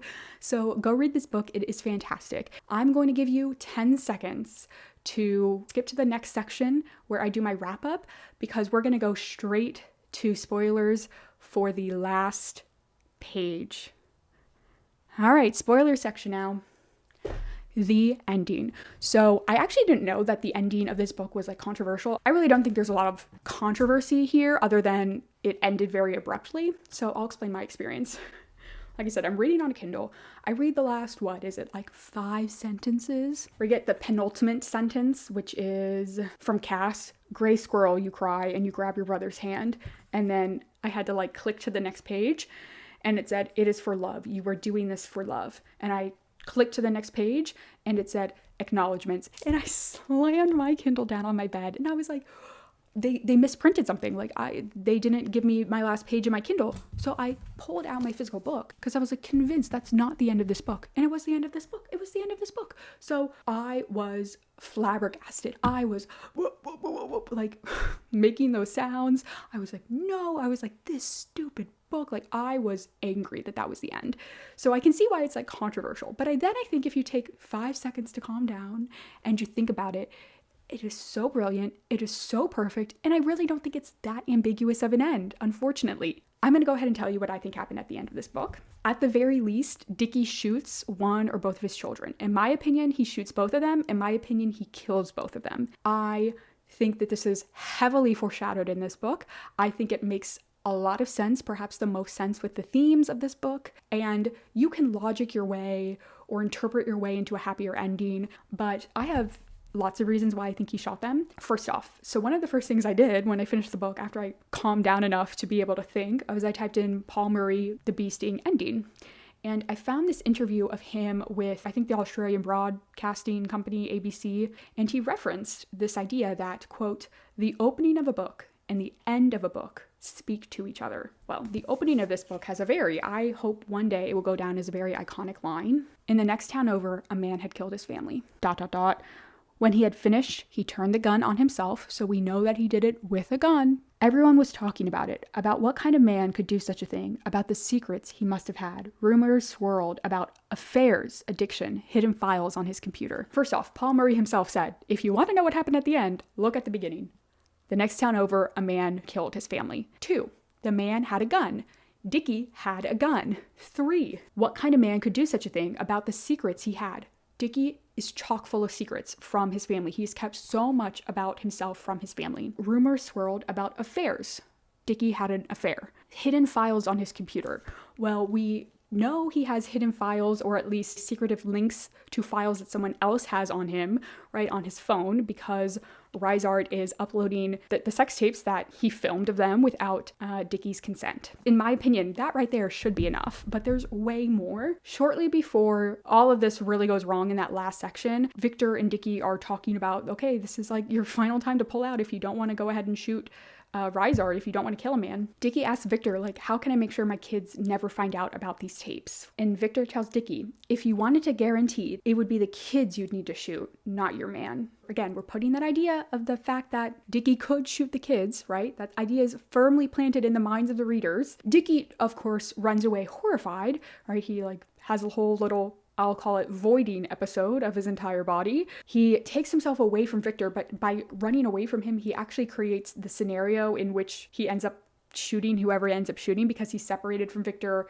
He's trying to find his way back. By doing this, he kind of ends up having to act like a hunter, because before he would have been stationary, and now he's like literally traveling through the forest with his gun pointed, you know, like looking for his prey. Like much more true hunter imagery than just sitting in a sniper's nest. Not that hunters don't do that too, you know. Further, Dickie kind of describes his voiding incident, right? And one of the first concrete thoughts, internal monologues that we get of him right after this moment, quote, "You see that Victor is right. This is the only way." Now, as the reader, of course, we assume that Dickie is saying Victor is right about what he said right before shooting the kids, which was, you have to shoot Rysart if you want to keep your secret, right? So we get that Victor is right, this is the only way. Again, as the readers, we assume that that's what Dickie is referring to, and perhaps consciously that is also what he's referring to. But saying that Victor is right when the last thing that he said was you need to shoot your kids if you want to protect them from this awful secret, honestly, this brings up the question, I think maybe one of the only controversial questions, is then did Dickie mean to do this intentionally? Like, did he have a guess or an idea of who those two kind of bright spots in his scope were, and he did it? And again, he did it to protect them because he loved them, because he didn't want them to find out about him. Third, okay, again, we have to look at the last thing that Cass said. She said gray squirrel. From very early on into the book, we know that Cass and PJ used to play gray squirrel, red squirrel out in these very same woods, out right around that bunker. And you know who their hunter was, who they were hiding for, who they had to run away from. The hunter was going to shoot them or kill them. Their father, Dickie. Again, we already have this idea of Dickie as a hunter of gray and red squirrels. You know, page 589, we have that scene where Imelda is with Rose after Rose had her stroke. Rose is kind of a proven psychic. She seems to know certain things that are going to happen, and she's babbling and all of this, and she finally manages to speak out those poor little squirrels. She also previously warned Imelda that Cass could never come back home. In that same scene, it's revealed that Imelda's brother Lar had seen the black dog that is this kind of symbol of death and doom and destruction coming, and what would be more destructive than Imelda seeing her two children shot. And I guess I never said like my full theory about what happens. I think because Rose also says that Dickie will die in those woods. So my full theory, right, is Dickie shoots Cass and PJ, kills them, realizes what he does, turns the gun on himself and kills himself. I personally think that Imelda survives. And then there's also a very important passage, in my opinion. Okay, this is on page 182, so this is still early into the book. The town had experienced some flooding episodes, and this is Imelda's point of view. For months now, she had been dreaming the same dream of a flood that sweeps through the house, carries off clothes from the wardrobes, toys from the cupboards, food from the table. In the dream, she's trying to stop it. She's wading around, pulling things out of the water, but there's too much to hold in her arms, and it overcomes her. The current grows stronger, till she too is carried away. The townsfolk gather at the edge of the water, watching her go, staring down as she swept past. In their eyes, she is old. Her youth is gone too. It had all been washed away by the water. So originally, I highlighted this, and I just thought about flood as punishment, wrath from God, you know, a punishment for your sins, and stealing away things that she shouldn't have had, right? In her opinion, she shouldn't have chosen this life. And I think that image still kind of works in here because it still relates to Imelda's fears about the life that she's kind of chosen. But I couldn't help but wonder in retrospect if this kind of was a little bit of a vision of the future of her life post the death of her children. This idea that she would lose the house, she would lose everything, and it would be more of like a flood of grief and a flood of death. So afterwards, I came back to this, and to me, This is kind of why I think Imelda lives. And then the townspeople watch her, right, with kind of a pity. And she's old now, her youth is gone. It's been washed away by life, the grief of life, the weight of her life, the weight of the future that she chose. Furthermore, I don't even know what proof number we're on now, but we have one of the last things that Imelda's daddy says to her, right, when he drops her off for her wedding to Dickie. I would curse you both, he said, only you've done that for yourselves already. So I'll just tell you how it will go. You will lose everything. Your house and your land, the ground under your feet, your child inside you. Everything you have will vanish away. Maybe then you'll understand what it is that you've done. You think you can act as you please, but there are some things the world will not abide. Marrying that man, you'd be better off putting your head in a noose, and that's the God's truth. Most importantly, he says, you will lose your child inside you. And the child that is inside her at that moment is Cass. So at the very least, Cass is dead. There's just so much more. I think one of the other reasons I come back to this, that this doesn't end happily, relates to the climate change theme that is throughout, about how we as humans are barreling towards this terrible, horrific fate. And we keep thinking that we can, at the last second, like swerve it, jerk the wheel and just narrowly dodge it. And while Paul Murray says, we're not quite hopeless yet, right? If we all connect with each other, if we all take down our masks, let go of our secrets, open up ourselves to like community and love and be true to ourselves, we could probably solve climate change, because a lot of the things that create climate change, or a lot of the things that worsen it, is this kind of disconnection from ourselves and from others that we're struggling through, which is something that Dickie himself never really quite comes to that realization that that's what he needs to do. He's willing to kill a man rather than tell his family the truth that he's gay. So he's already rejected that. And so then we think back to that climate change and this just idea of oncoming disaster. And something that's really interesting is with every section of this book, right, Paul ends every section with an incoming disaster, right? We end Cass's section where she's sitting in her exams and she's like, oh, I'm effed. Like I'm about to fail my exams. Then about like 20 pages, 30 pages, whatever, into PJ's section, we learn that she passes. And we're like, okay, like great. And then same with PJ. He's about to run away. And we suspect, and we're right, that he's about to run away to like a child predator. So he's literally just about to go. And then that's when he gets his saving grace, which is we learn that Maurice, the grandfather, is coming back. So PJ is saved. At every moment, we think the worst is about to happen. With Dickie, we're sure that he's going to be found out by Big Mike and Maurice when they look at the counts and they know that the money's missing. And so much of his chapter is him trying to figure out what lie he's going to tell. And just when he's like at his lowest moment and he's accepted that he's going to have to admit the truth, Big Mike kind of saves the day and says, I don't need to know, as long as I get to continue to be CEO and you're fine with that. I don't need to know what you did. So Paul Murray sets us up for this big failure, these big moments of destruction, the worst things that they think could happen to them in that moment. And every single time he pulls us back from the ledge, which is kind of how we feel about climate change. And every single time he's pulling us back from that ledge, except here at the end, because Dickie never accepted the message of the story that we hear it from Willie like 50 pages earlier. Like it is these secrets and these lies and these distances that we put between ourselves and others that is the problem. And Dickie does not want to address that. And so therefore the S hits the fan, he accidentally, maybe not, kills his family. And that is the end of that tragic story. I don't think I've even started to cover everything I wanted to cover with this book. I loved it. I love this book so much. This is one I'm almost positive I picked this up through Book Outlet. It was a book I had heard about and I was like kind of interested in.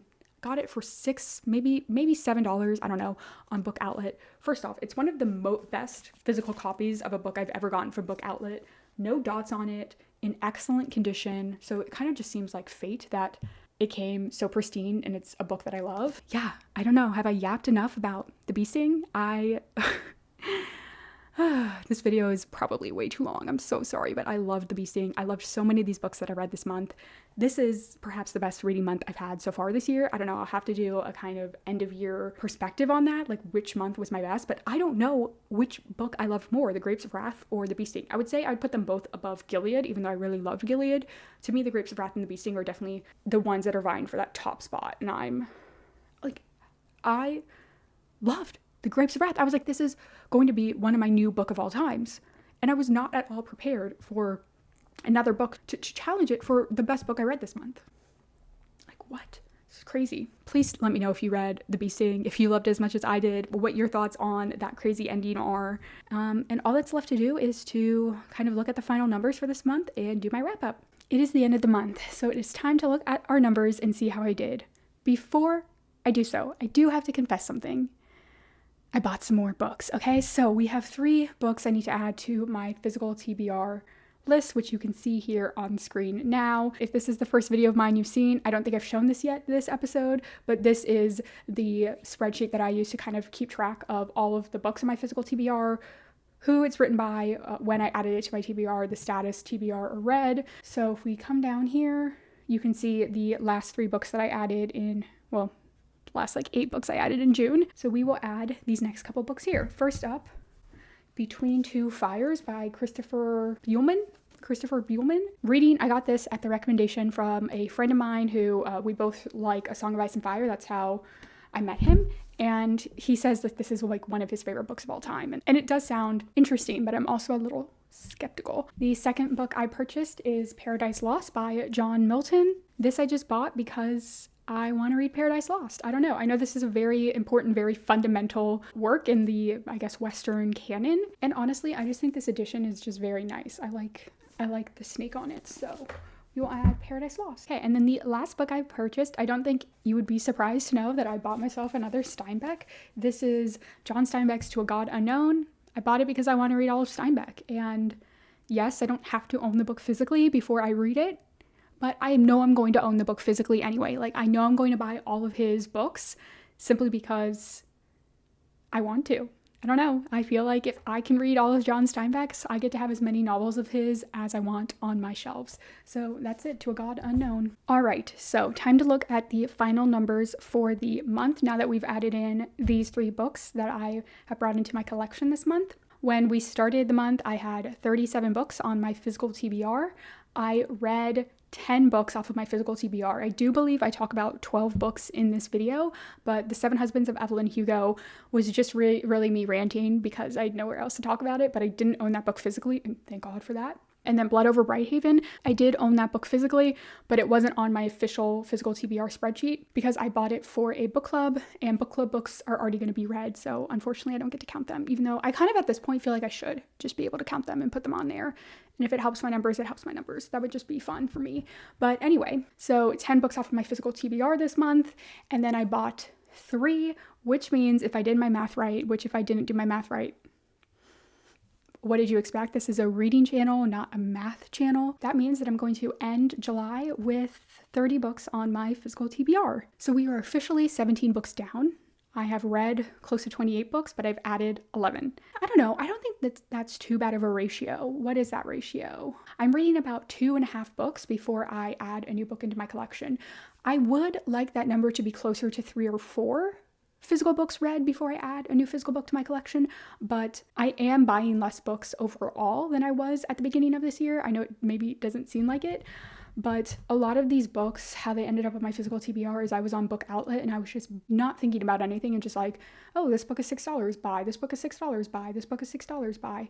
And unfortunately, that just led to a large pileup already. I look at some of these books on my spreadsheet and on my shelves, and I'm like, I'm really not that interested in reading this book. I just bought it because it was cheap. But you know what? We're making progress. I've kind of since started to change the goal of this project as I've been working on it. So my main goal really for this year is this starting TBR number of 47. I would really like to see this down to like 7 books left at the end of the year, maybe even 0, but I don't want to like just sprint and marathon just to get a number down to 0 if I'm not really into it. But my main goal is just to get that starting TBR to an overall good number. And then overall, I do think having 30 books on a physical TBR is not that bad. So I am proud of that. It's definitely better than having close to 50. And we are making progress. I mean, that's the whole point of this project, is really just to kind of force myself to have a reason to read the books that I own physically. Anyway, thank you so much for watching this video. If you've stayed all the way to the end to watch it, what's wrong with you? Don't do that again, okay? I don't even watch these videos all the way through. Maybe next month I will not yap so much. We'll see. So like this video if you liked it, subscribe to my channel if you're interested to see more of the books that I read physically. That's gonna be it. I'm Kiki. I've been talking about books. It's time for me to stop talking about books so we can go read some more.